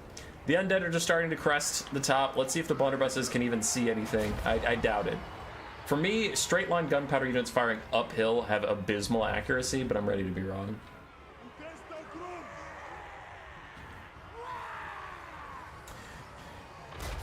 Dwarf blunderbusses falling back because they can't really see the Undead coming up and over the hill. We get a quick volley out. A little bit of damage here and there as the Soul of Damnation continues to fire. Orc Laborers falling back to try and give some room. But Dire Pack sneak in and shatter at Goblin Laborer. I didn't even notice them coming at all. Blunderbuss is still firing up into the Graveguard, trying to get rid of them as the Kadai Fireborn get a side charge. Gonna roll through those Graveguard. Nice, nice. And still, Norska continues to harass the flanks of the undead. Whatever gets left behind gets eaten alive. Now the undead are starting to descend into this area. The Crypt Horrors need to get up there, but they're waiting for some infantry support. They didn't want to overextend and just get isolated out.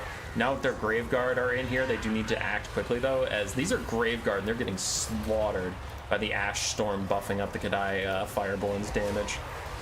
Downhill charge in from the Crypt Horrors, piling into those Kadai Fireborn. Need to get rid of them, so there's no more mass to stop these guys. Astragoth chucks out a quick Flamestorm on top of the Graveguard that these other Kadai are fighting. And the Kadai can also try and swamp the Unholy Lodestone Corpse Cart, but so far still having embattled Chaos Dwarves firing on all flanks. Still got their blunderbusses up and alive for now. There is Krell. Somebody asked me where is Krell. Krell is right there, appears in the middle of the blunderbusses and starts swinging for the fences. But the Crypt Horrors taking too much damage in the meantime probably won't live to taste Chaos Dwarf flesh. Norska, having achieved their plan of getting the Chaos Dwarves and Undead to fight each other, now jump in on this flank very heavily. Gonna eat the Crypt Horrors, helping out the Chaos Dwarves. Even though they started out this game fighting the Chaos Dwarves, they're now gonna come to their aid and rear charge the Undead. Killing off the Crypt Horrors is gonna try and probably kill that Corpse Cart. For the Chaos Dwarves, Orc Laborers are pathetic infantry, intentionally, but they are pathetic, so they instantly fell apart, and now you can see this is where it gets a little tricky as the Undead start to bog down several of the Chaos Dwarf units. These blunderbusses surrounded, getting beat up. The Soul of Damnation is offline. And it's going to shit quickly for the poor Chaos Dwarves. How are we doing on values? Olaf and the Ogres are in last and eliminated. So it's really a battle between the Undead and the Chaos Dwarf to see who gets second and stays in the King of the Hill. No one's catching Sipa. Like, it's literally not happening. It's just seeing who between Pigman and Hayseed gets to stay in. Hayseed has been here since the start. He's the only one who survived this far. So maybe Sipa's trying to help out Pigman intentionally, as Pigman is getting some nasty shots uphill. Huge final transmutation in from Sipa onto the Undead, as the Chaos Dwarves also fire at the Undead.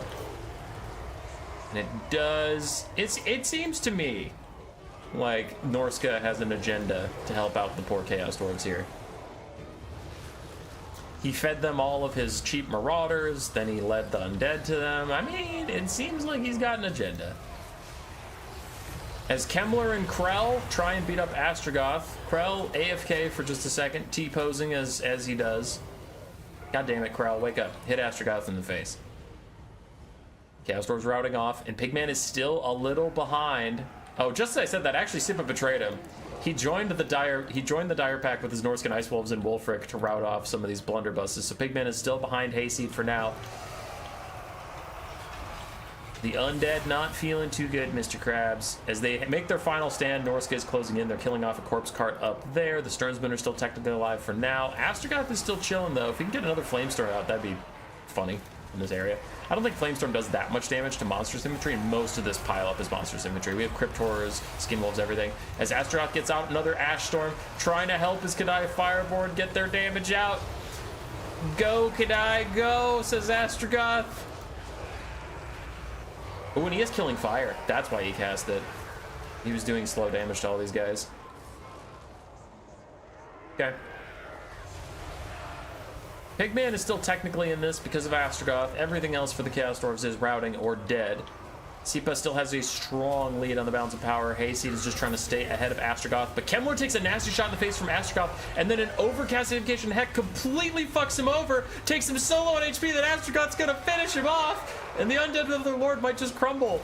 And if they crumble away while Astragoth is still alive, it is actually viable that Pigman gets enough value to stay in this. Hayseed only has 1,000 damage value left up on him. Astragoth, you're going to need to carry super hard. Channel yourself back to your Chaos Dwarf release days, not your current Astragoth days. You got to get the damage out, buddy, because the Undead are falling apart. Crypt Horror is getting very low. They are heal capped. There's still a Corpse Cart in here doing some stuff. Wolfric is in, though. Wolfric's not going to let Pigman survive. He says, I've carried you long enough. You have to earn it. And Hunter of Champions, Astrogoth, while also charging in with Wolfric. There's skin moves all around. If Astrogoth routes, Pigman is out of this because he's not dealing any more damage, but he manages to hold on for now. His leadership won't go anywhere as Astrogoth refuses to be pushed aside by some meddling Northlander. His back is against the Soul of Damnation, his finest creation, but he does go down. Pigman is eliminated, and that means Hayseed still clings to life. He clings to it. Puts his little zombie claws in the side of the King of the Hill boat, and he says, always second, baby! Always second! I ain't going nowhere!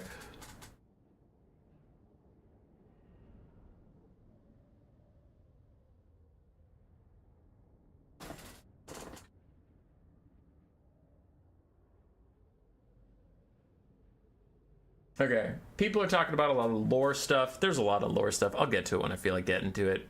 Scrolling through the values quick. Hayseed's build did not have a Mortis engine, which in free-for-all is pretty huge. Did manage to get second. For Olaf, he just got attacked on two sides. His flanking kiting stuff got run down by Skinwolves, then his main force got eaten alive. All these Skinwolves ate his flanking kiting force. For Pigman, the Chaos Dwarves yet again failed him like they failed Bahrain. He got close to second place, but did end up in third. Hellcan did okay, Kadai Fireborn did okay, Blunderbusses did alright. And then we're missing Sipa. Probably spread out value. Oh, 3,500 for the final transmutation caster. All of his Marauders just got murdered by Pigman, but the dogs won the day. Look at these dog values. 1,100, 2,200, 1,300, 1,500, 1,900, 1,400 for all the things. Yeah, his mobility and his skin wolves did a lot of work. And I'm kind of surprised we're not seeing more mobility in these games. Mobility is strong, King of the Hill.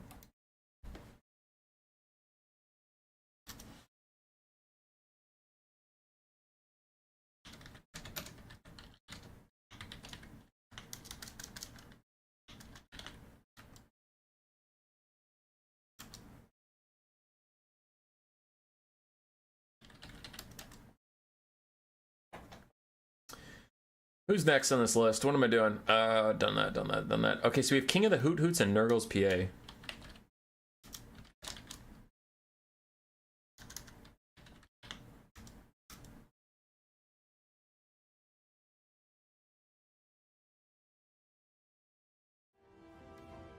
Bam, bam, boom, pow.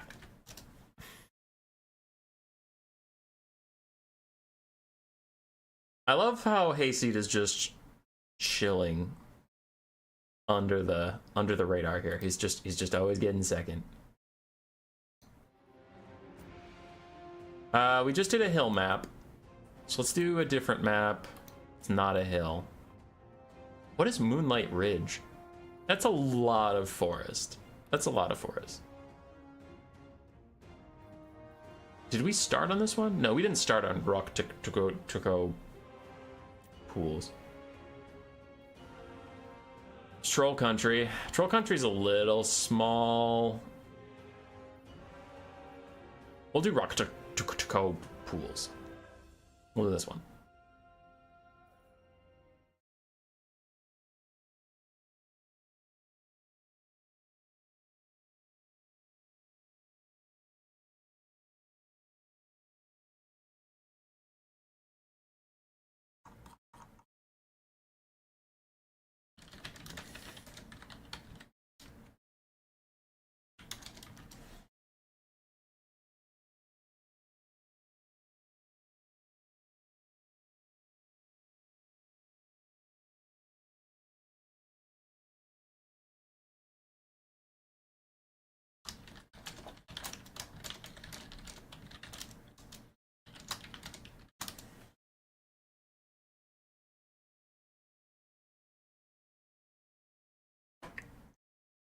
All right, King of the Hoots Hoots is coming.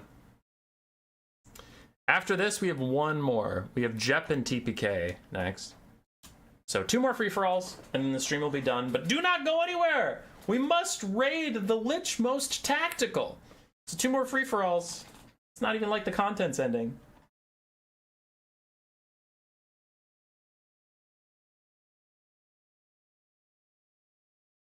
Fast healing units are pretty good in FFA. True. But I like cavalry in FFA because then you can do what Sipa did. He has healing skin wolves, which is even better than cavalry, but like you can opt out of a bad fight and just walk away and then charge in later. When you have just infantry or like a blob, you're stuck with the fight you get. The stream's audio bitrate is currently 0. I don't know why you keep saying that. If the audio bitrate is 0, then you wouldn't hear my voice, so shush.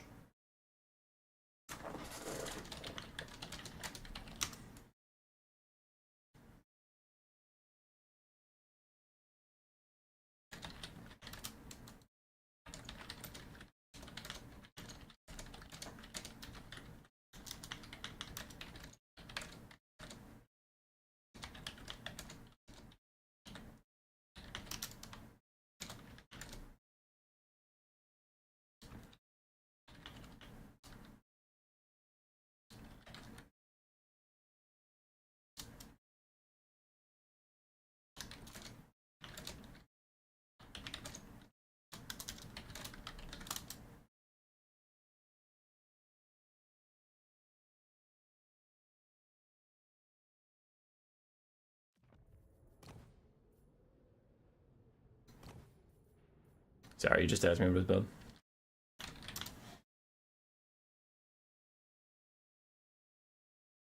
Okay. Okay.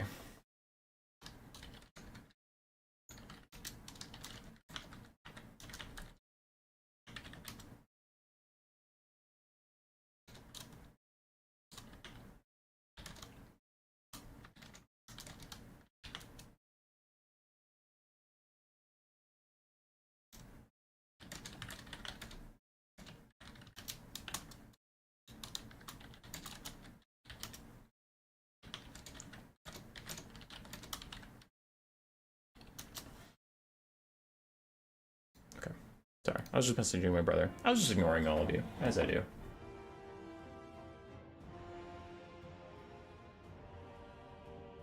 Airstrikes, you'll need to leave after this one? Got it.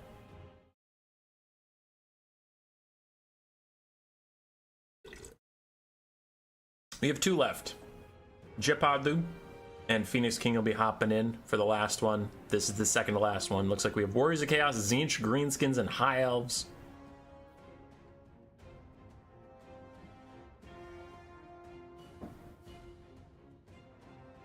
Still waiting for an all Skaven FFA. That would be pretty funny. We almost had a Skaven, but then Pigman opted to take up Chaos Dwarves instead.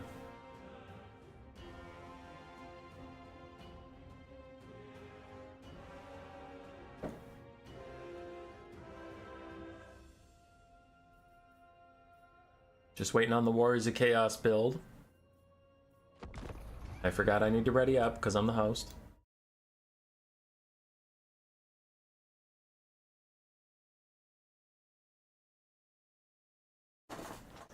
We've seen High Elves today. I don't think we've seen Warriors of Chaos. We definitely haven't seen Tzeentch. We have not seen Greenskins. Yes, we have not seen Greenskins. So these are 3 different factions. Hayseed bringing out his namesake Kolek Suneater. Namesake means he's named after him. Kolek has nothing to do with the name Hayseed. Yeah, I fucked up, but Hayseed always takes Kolek. He loves Kolek. I love Kolek, and we love Hayseed. Hayseed was recently banned from new player tournaments because several people told me, fuck this guy, he wins too often. So we got kicked out. Kicked out forever. But he's back, baby, and in a free-for-all stream taking Kolek Suneater.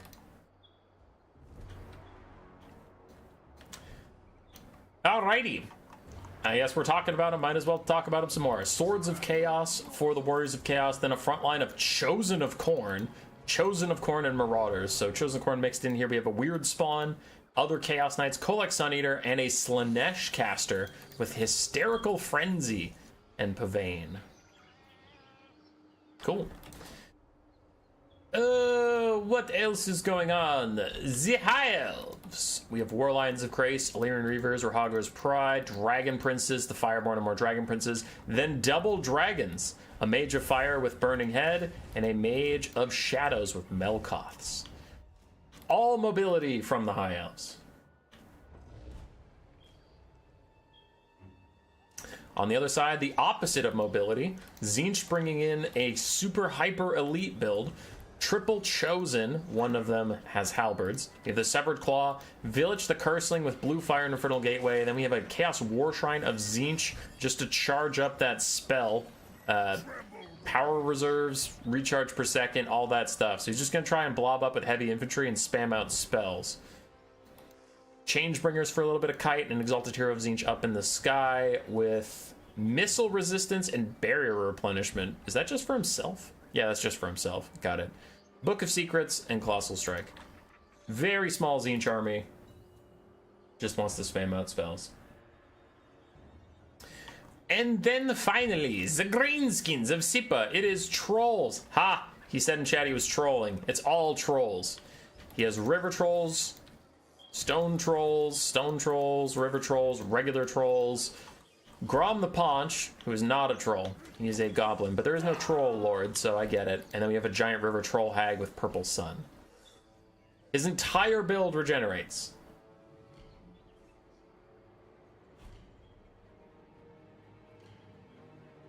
Slaanesh better get Basilisk. Master of Misuru. What's it? Isn't the cockatrice pretty much a Basilisk? What's the difference between those two? Don't both of their gazes turn something to stone, or am I being stupid? It's very possible I'm being stupid, but...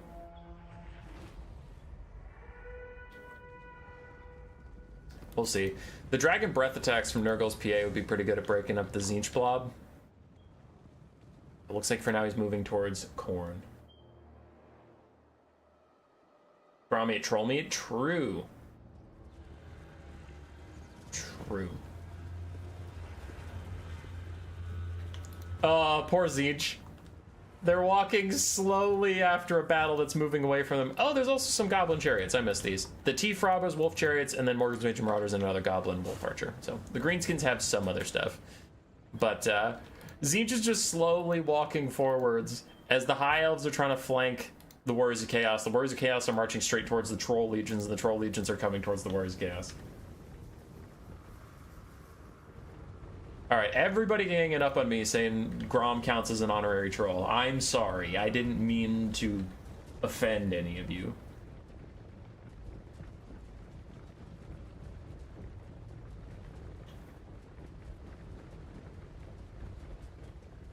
Tzeentch trolls for Egrim. Kolek's just sticking in the trees for now, doesn't want to take any poke early on. And the Changebringers need to really avoid the Slaanesh caster.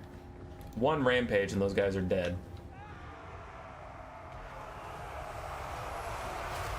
Alright, the trolls are in, immediately charging into the Marauder and Chosen front line. Kolek counter-punching with Chaos Knights as well. And that's a lot of fire damage. The Chosen of Khorne also have fire damage, so even some of the infantry have fire damage. There's the first Purple Sun as it slurps up several Marauders. Just rolling through these guys.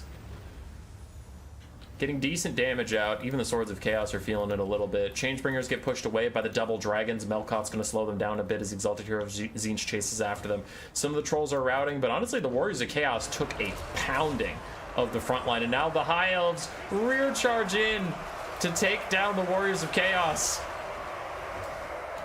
I never thought I'd see High Elves work with Greenskins, because like Eltharion specifically would have words about this. As the giant river troll hag is rampage. Looks like Hayseed has other things to do. Nope, Kolek is coming back. He's trying to duel out this troll lady. Gets a good shot down there. Meanwhile, the Exalted Hero of Tzeentch is running away from the two dragons. He did manage to save the Changebringers though, so that is something. The Greenskins lines are already in mass disarray. So are the Warriors of Chaos, but I mean, everybody's ganging up on them, so I'm not exactly shocked there. Something was coming down over there. I guess it has faded away. Tzeentch is still trying to get involved. He's walking over slowly, as most sides are just trying to avoid the blob. And this could be a situation where I could see King of the Hoots being the last person alive, but I could see him losing just because everyone's going to be dead before he gets here. Trolls are in mass exodus. Can the High Elves afford any people to go over there and actually run them down? A quick burning head through these guys, but these are Chosen of Khorne, so they're not going to take like any damage from that at all. Instead, more High Elves pile over to deal with these Trolls of Sipa. Chaos Knights also routing away. Tzeentch still walks ominously forwards. Giver of Arcane Glory is 0% charge because no one has died near him. Some Illyrian Reavers are going to feed themselves into the Tzeentchian fire, but in comes a breath attack from the dragons, trying to hurt the Chosen of Khorne a little bit. Maybe the Swamp Things, as the Changebringers also add their fire to the cavalcade of graphics card destroying nonsense. Tzeentch went Changeling into Tzeentch. Oh, obviously. Where's any Pride Ben? I don't know. I'm not his mom. What Greenskins, all I see is trolls. Exalted Hero is back to hunting as the Changebringers do some damage, but the dragon is going for them once again. Do they see it coming? Melkos trying to slow them down, and there they turn to run, but they might be a little too late. Dragon gets a quick chomp, gets through their barriers, but then they do get to safety. The High Elf Cavalry still stuck fighting Chosen of Khorne as I double click and screw up my whole thing. Nope, god damn it. There we go. My mouse does not like turning vertical again. Oof. Archmage of Shadows landed after the Changebringers, but gets dragged down into the Severed Claw, and with this Exalted Hero chasing her down, she's at half HP. As Tzeentch is starting to arrive to the party. They are here, but are they here too late? As King of the Hoots is 3,000 value behind third place at the moment. Now, he still has most of his entire army, so I'm sure he'll probably be the last thing standing on this map. But what will he be king of? Trolls in the woods trying to fight Chaos Spawn. They'll get rear charged by Illyrian Reavers, as it feels like the Warriors of Chaos are just getting the rough end of the deal as the Greenskins and High Elves keep teaming up on them. Another Purple Sun is out, silencing the music, silencing all noise, as the Chosen are getting blasted by Changebringers and getting hit with a Purple Sun and still taking like no damage because Purple Sun sucks.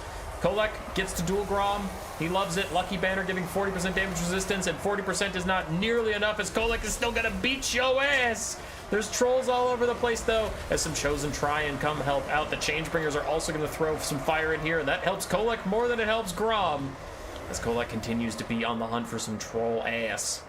Acid almost at 10,000 damage value. Sippa behind him at 8k. The High Elves a little bit behind that at 6.5. And King of the Hoots starting to get some damage value now that he's actually in the fight. His elite infantry waddling in. But there's so much mobility, they can just run away. They can just run away as the Changebringers light up Kolek. They're done helping him. They're sick of his shit. They're just going to kill him off. Changebringers have to have gotten like all of Tzeentch's value so far. 2,600, yeah, it's quite a lot. Exalted Hero also still hunting down the Archmage of Shadows. I just saw the Book of Secrets gave him a Fate of Bune against a single entity, so that's not great. Tzeentch is here. King of the Hoots is like, can anybody want to fight me? Anybody. Literally anyone. And all of these large creatures look at Chosen Halberds of Tzeentch and go, no. Pass. Quick blue fire in. The Sorcerer of Slanesh for Hayseed is out. And the dragons, once again, this Exalted Hero of Tzeentch is just chasing down this poor Archmage of Shadows. One leadership on her. Edge of the map is actually kind of far off, so yeah, she would take a while to fly away. But it looks like the Tzeentch Hero is just going to kill her outright, giving King of the Hoots some more damage value. He's getting close-ish to passing Nurgle's PA. The High Elves are running out of gusto. They have one healthy dragon hero, but other than that, their whole build is a spent force. He did not take healing to just spam it on his disparate forces. Sipa's trolls were grouped up. They get an Infernal Gateway cast on them. It's monstrous infantry, so it won't do that much damage, but it's not like there's that many infantry left to really cast it on anyway, as we have some Goblin Chariots, Goblin Wolf Riders, but not a whole ton there. Nurgle's PA's Final Dragon lands, chasing down the Changebringers, trying to get some value on those very expensive guys. How much have you charged? Because you haven't been around much. Yeah, you have 0% intensity charge. I see a little bit of green on that bar, but not a lot of models got to die near the Shrine of Tzeentch. Mage of Fire is running around, chased by that Exalted Hero yet again, who's done so much work. Greenskins rallying some trolls who are trying to heal up. Kolek, do you rally? 800 HP, still negative 5 leadership, you coward. Nurgle's PA looks to be taken out here as his caster is gooned by the forces of Tzeentch. He is gone. King of the Hoots has caught up. He's catching up to Sipa as well. Hayseed's goal now is to stay ahead of Sipa. That's really all he cares about. Another Purple Sun is out onto the Chosen of Tzeentch, though. That should give Sipa really good value. But Hayseed needs it to get second place and stay on the hill, maybe to survive to the very end of the stream. He's got to get second. There's no way they're knocking out King of the Hoots. King of the Hoots has way bigger of an army. It's going to be on this battlefield at the very end. It's all Sipa versus Hayseed who gets second. The trolls are starting to rout. Grom is the only one with a good leadership bar right now as the Exalted Hero has pegged him to his next target. He was busy hunting down High Elves literally all game. But now he's after Grom, chasing that guy down. Chariot versus Chariot action. Hayseed, what do you even have left that can get value, my guy? He's not out of this game, and I'm just wondering where. Oh, the Weird Spawn.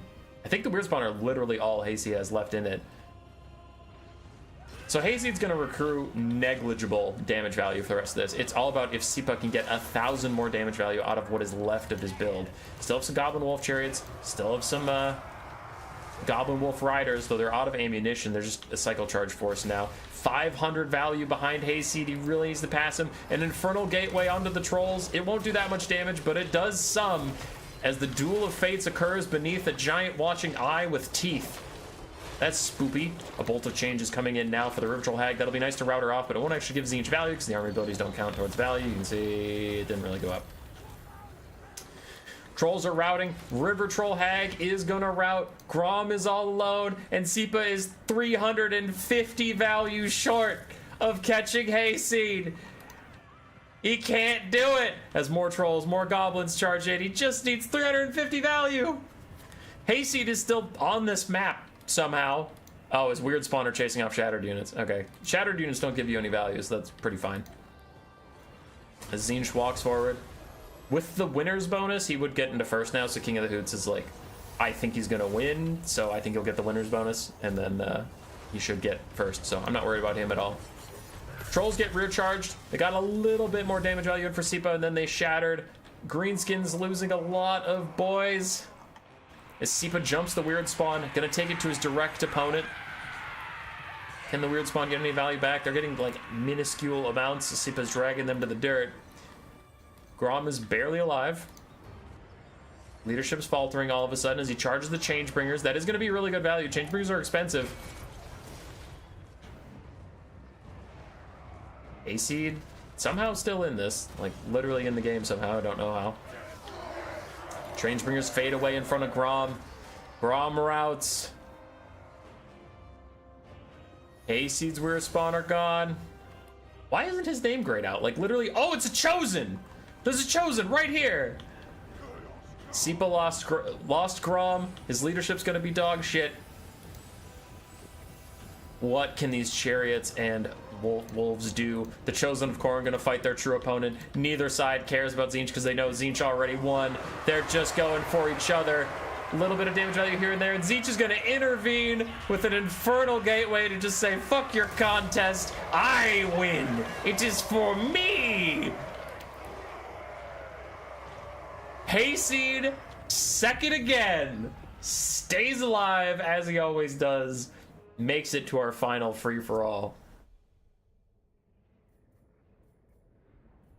By a crisp 396 value.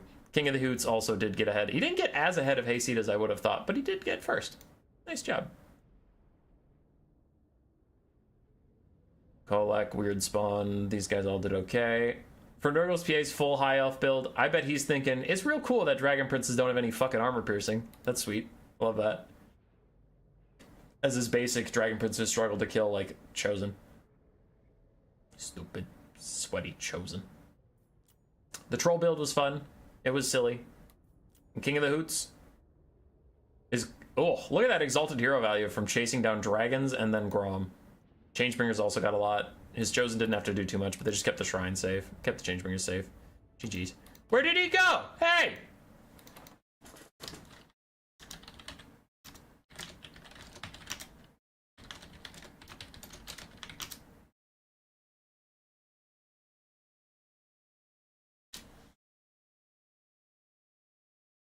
We lost King of the Hoots. I don't know why.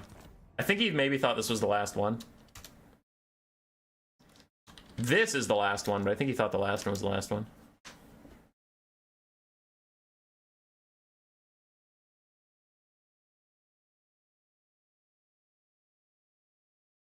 Ha ha ha ha, staying alive. Somebody put that in my Radmin server. My special ability is somehow always getting second. Now, here's the thing. Did he... Now, I won't take this technicality, so I'm getting out ahead of it. You could say he survived from the start to end of the stream because he made it to the final free-for-all. But when I say he survived the whole stream, I mean that he got first or second through the whole stream, which... Can he do it again? Can he get first or second in this one? We will go troll country to wrap it up. Hayseed, can he truly keep making it? He needs second place again. I do not count if he gets fourth. It's like, well, technically he was there first free for all for the last one. No. That's not good enough. That's not good enough.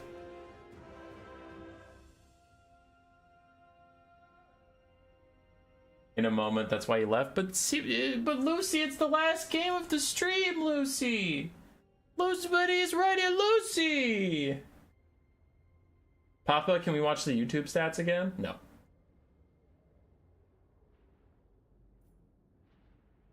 Would Tzeentch killing their own units power up the shrine? That does count for powering up the shrine. It could be good in FFA. Not his chosen, but like if he brought like Marauders specifically just to die.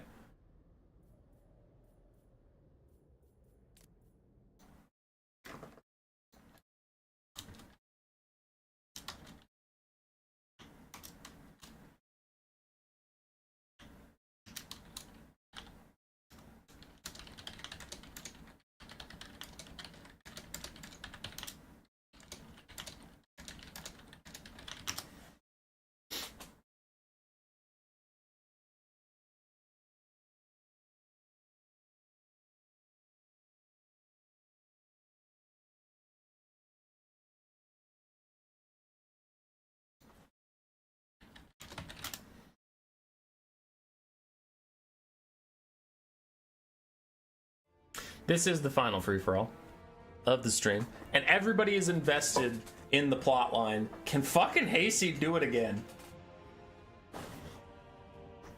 It's not allowed. Bye, Airstrikes. Jeremy, did I win? I hope you did win, man. Isn't it your birthday today? I think you said that. It's nice in the cultist and try and bring the summon them, they die. Try and charge 50%. Yeah. For Sigmar, I don't see any Empire. For the final game of the day, I did turn on allow multiple lords. That doesn't mean the players have to take multiple lords, but I did turn it on. Is stream over soon? This is the final free-for-all. And then we'll be raiding Tactical Lich. And then you can leave. I allow you to leave after we raid Tactical Lich. Jeremy, happy birthday. What are you now? 17? Yeah, you're 17. Yeah. Congrats, dude. You're almost out of high school, brother. Fuck yeah. Fuck yeah, dude.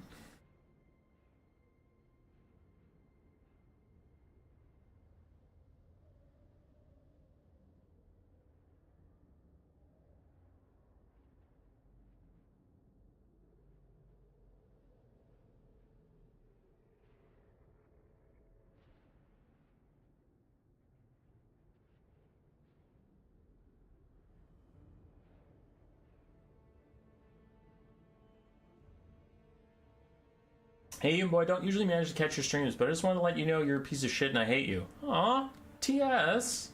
Aw, thanks, buddy. Nobody's ever called me a piece of shit before. Thanks, friend. No, I really appreciate your content. Thank you for being around. Wish you the best. Hey, man, that's great. I need those in my day, in my life.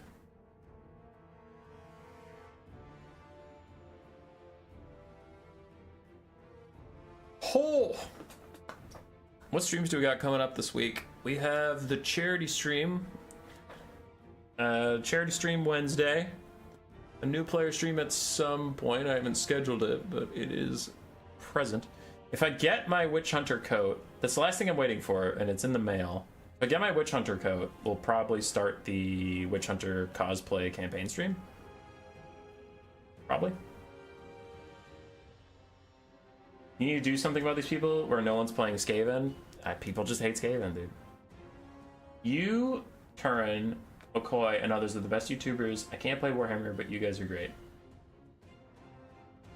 Only one of the people you listed is great, but thanks. It's the and others. Everyone you listed is shit. I'm going down with the ship. Yeah, I'm shit, but so are Turn and Okoy.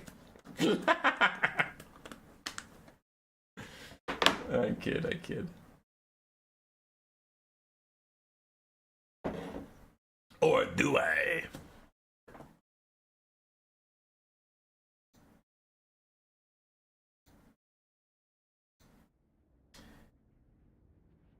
Boy, did you look at the comments on the newscaster vid? Lots of people loved it. Wink, wink, nudge, nudge. Were there a lot of comments recently, or were they all when it first came out? Because I saw the ones when it first came out. I haven't been checking in on it, TBH.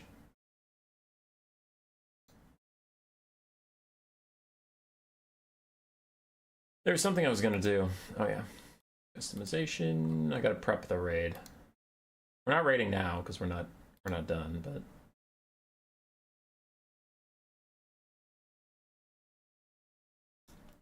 Gotta prep the raid for Lich. Hayseed's still working on his build. He's figuring it out. He'll get there. Give the man a second. It's life or death for him. Turn-in is great.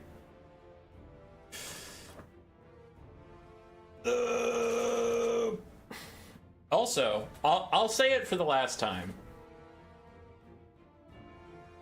Thanks, Radman, for getting rid of this lag. We've had no lag, and it's great. Wait, there was an Empire this whole time? Who the fuck played Empire? Oh, King of the Who's. Okay. I didn't notice that. I didn't see it. Shit, son.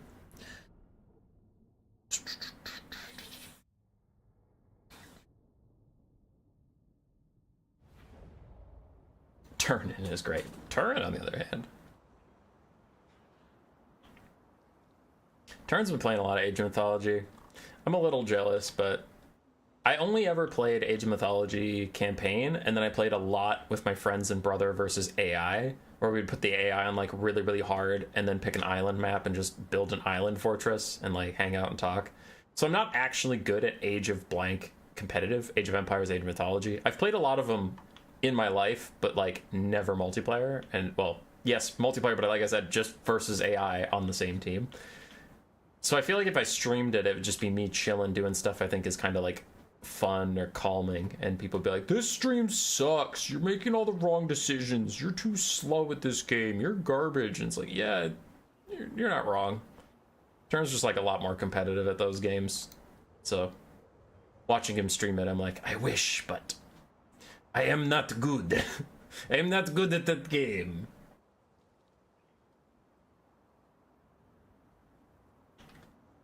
Turin, he's a new YouTuber. He's got like 2 subscribers, but I think he'll be an up-and-comer.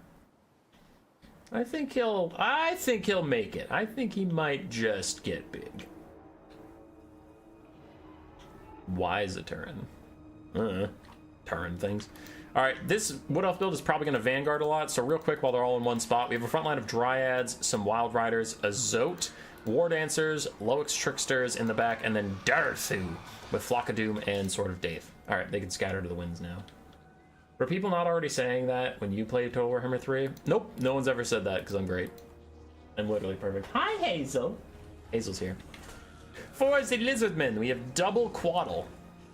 This is the army of Jepardu. Double Quaddle, Skink Cohorts, Feral Kobolins, Skink Skirmishers, more Skinks, more Croxagors, and then someone who keeps moving. Lord Mazdamundi, with Ruination of Cities and Banishment to punish Blobs, Apotheos to heal up his own team. For the Empire of King of the Hoots, we have Outriders, some Kite, so 3 Outriders with their long rifles. We have Hochland long rifles as well. Double Great Cannon, this is a lot of shooting, with a couple Spearmen to defend, a Light Wizard with just his net, and then Elspeth von Draken up on her Carmine Drake with that very, very powerful breath attack. Then we do have Death's Timekeeper, Spirit Leech, and Purple Sun. Elsewhere for the High Elves, we have Tyrion and Alariel together at last. Let's fucking go. leading the front lines as the lovers they are. Then we have Shadow Warrior Kite, Storm Riders, Lothern Seaguard, and a bunch of Dragon Princes and Silver Helms.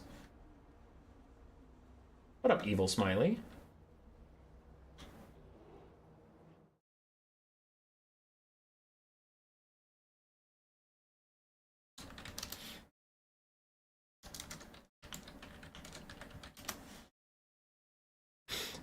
The Phoenix King just posted to me in Discord and asked that I play a love song for him during this stream, which I can't play it because the music industry would take this stream down so fast. But yeah, he brought Tyrion and Ilaria. Let's go. It's official. I'm rooting for the Phoenix King. I want to see the Lovers duo win.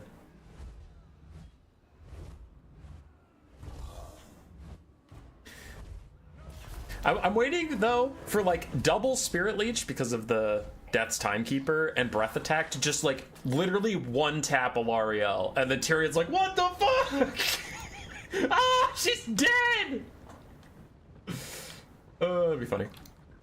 Alright, the Wood Elves did deploy on the Mass Vanguard to charge the Empire. The Empire is desperately trying to turn their lines around so they can fire on the advancing Wood Elves. Meanwhile, the sneaky High Elves also running up, immediately getting an Archer Volley onto the Hawk and Long Rifles, but good dodge here from King of the Hoots.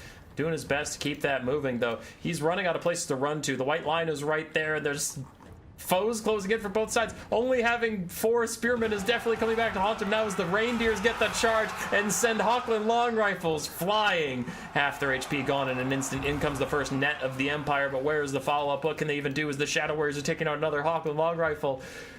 King of the Hoots won last game with his Tzeentch, but it looks like it will not be the same as both the High Elves and the Wood Elves team up quick, and they're like, for Assyrian charge into the poor men of the Empire, and Lizardmen are like, wait, please.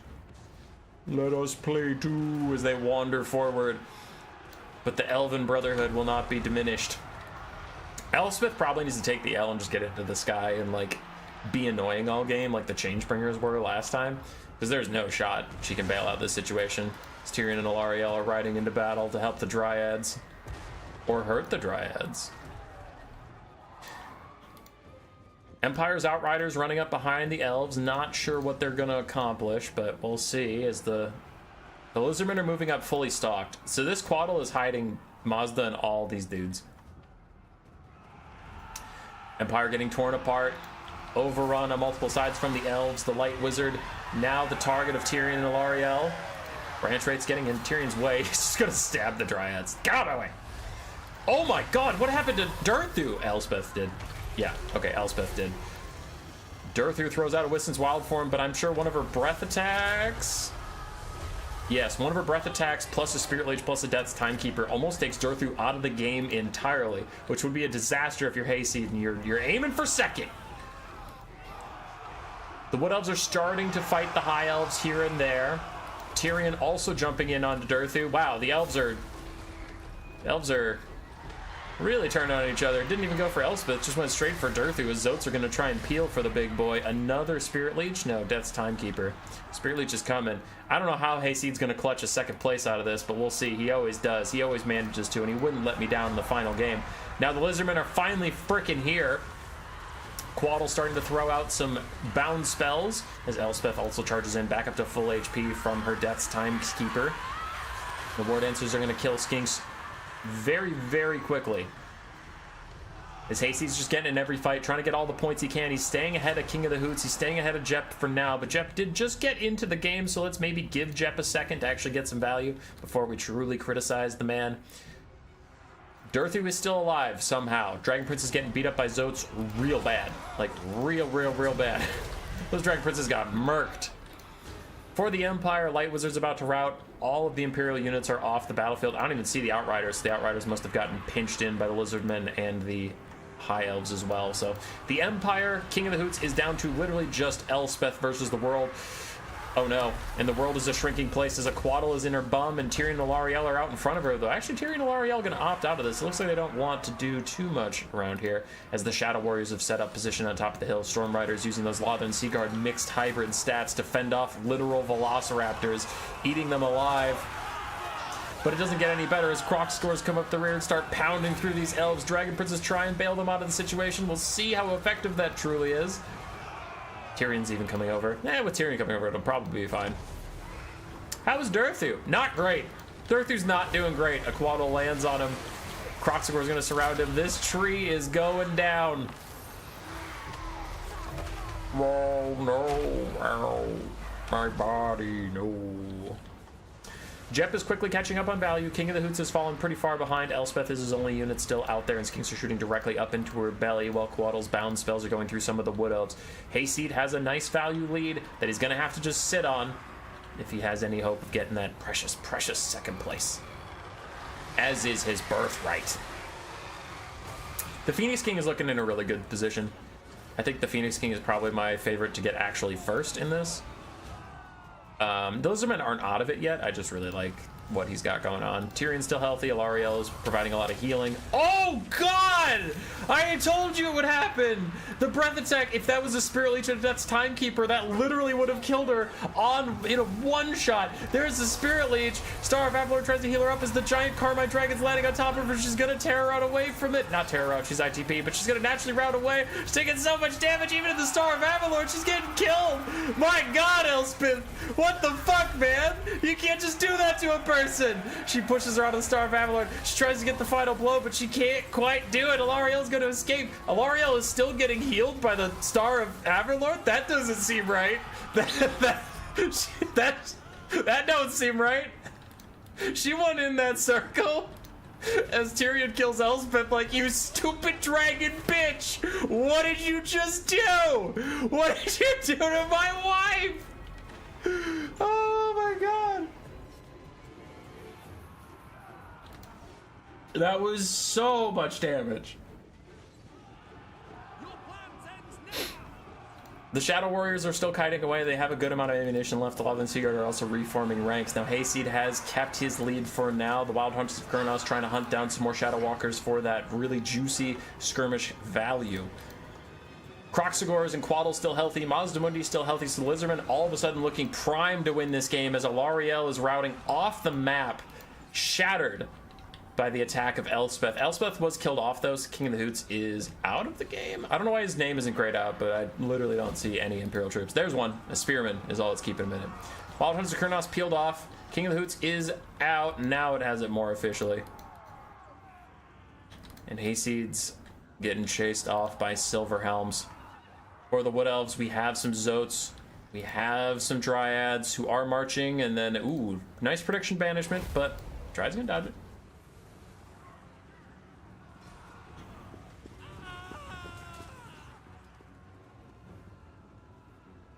Anyway, sorry. I got distracted reading chat for a second. Tyrion's in here, and Tyrion ain't going nowhere. As he has some Dragon Princes. Half HP Dragon Prince is actually going to charge in and help him out. I don't hate that. If he has Stand Your Ground, that would also be pretty huge. Stand Your Ground on the charge, give him a bunch of melee defensive stuff. Archers firing in from their various Shadow Walkery origins. Running out of ammo, though. It looks like they had Fire at Will on, maybe, because they're shooting at these skink cohorts behind them. So now the Shadow Walkers are just half-ass melee units. Standard Ground is popped for the Dragon Princes, giving them a pretty insane 70 melee defense versus these Kroxigors. Kroxigors whose heal cap is approaching for one of them. Wood Elves try and mount a little bit of a defense here, but Sunfang is actually just going to tear apart some skink skirmishers because Tyrion is spiteful. I was a little behind them. Still got some good tickle, but a little behind him. Honestly, if Tyrion and the Dragon Princes and all this shit, if they kill the Kroxigors, Tyrion can definitely kill 2 Quaddles and Mazda. Like, I'd bet on that. The Grey get run through by a giant Dragon Ball looking ass lizard. I can see Goku running up its tail right now. Gotta get out of the afterlife. Isn't it King Kai? King Kai is who he's hanging out with? Yeah, it is. Yeah, it is. I know my Dragon Ball Z. I watched it when I was a kid. So Tyrion's in here, still fighting with the Kroxigors. Lizardmen getting increasingly worried that they can't kill that.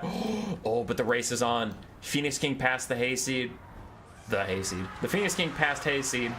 Jep is 1,000 damage value away from depriving our Lord and Savior Hayseed from his glorious second place.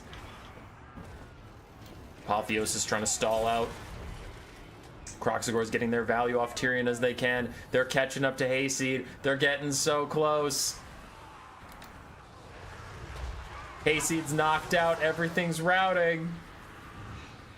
400 value left before Jep overtakes the Lord of Free-for-All. It's ticking up slowly but surely. The Quaddle's getting value. Hayseed's starting to sweat. He's starting to cry. Tears and sweat mixing down his cheeks and getting into his bloodied torso because he took a lot of fucking damage, so that hurts. That hurts and that stings. And it stings, so he cries more. So he cries more tears that continue to roll down his face into the cuts. He keeps crying and bleeding and hurting. Just pure pain. As now the Lizardmen did it. They passed the Wood Elves. This is officially a contest for first between the Wood Elves and the High Elves. That's all that matters now. Second place is a foregone conclusion. It's whoever doesn't get first here. Hayseed's out of this shit. He's washed, son. As Dragon Princes and Silver Helms try and ride Tyrion's aid, there's just so few of them. They have so little damage against the Crocscores. They get terrored off by the Quaddles. Tyrion stands alone. Alariel was killed so fucking quickly by Elspeth. Shadow Warriors are trying to help out Tyrion. Tyrion's still having issues clearing out the last of these Crocscores so he can actually fight the Quaddles. I legit think he could 2v1 the Quaddles, but not if there's still Crocscore support around. Because the Shadow Warriors just trying to distract something, somebody, someone for some reason. Tyrion has the Heart of Avalorn. He doesn't necessarily need Alariel, but oh yeah, he's not ITP. He's gonna tear out away from the Quaddles because why isn't he ITP? He's motherfucking Tyrion. Why isn't Tyrion immune to psychology? He's gonna tear out like right now. God damn it. I hate it. I hate that Tyrion's not ITP. I know there's a lot of ITP in this game, but he's motherfucking Tyrion. More Shadow Walkers are getting pushed off.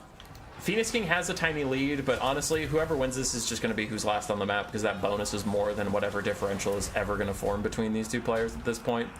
Tyrion tries to hold it down, shield the old ones out to protect him. There's the terror out, and that's GG. The universe just will not let Hayseed win. Yeah. And this is bullshit in the stream. The stream is like over. Don't go anywhere, don't go anywhere, don't go anywhere. Hey, stay. We gotta raid Lich. We gotta, then you can leave. But you have to go say hi to Lich. We are going to, when you raid Tactical Lich's stream, we come in and we say hi Lich. Say it with me. All lowercase, hi Lich. No period, no capital letters. Hi Lich. That's what we're gonna do. It's gonna be funny. You be there. Scrolling through the values, Elspeth got 3,900 value. The rest of the Empire got Giga rolled, which was rough. But the Phoenix King, I liked his build a lot.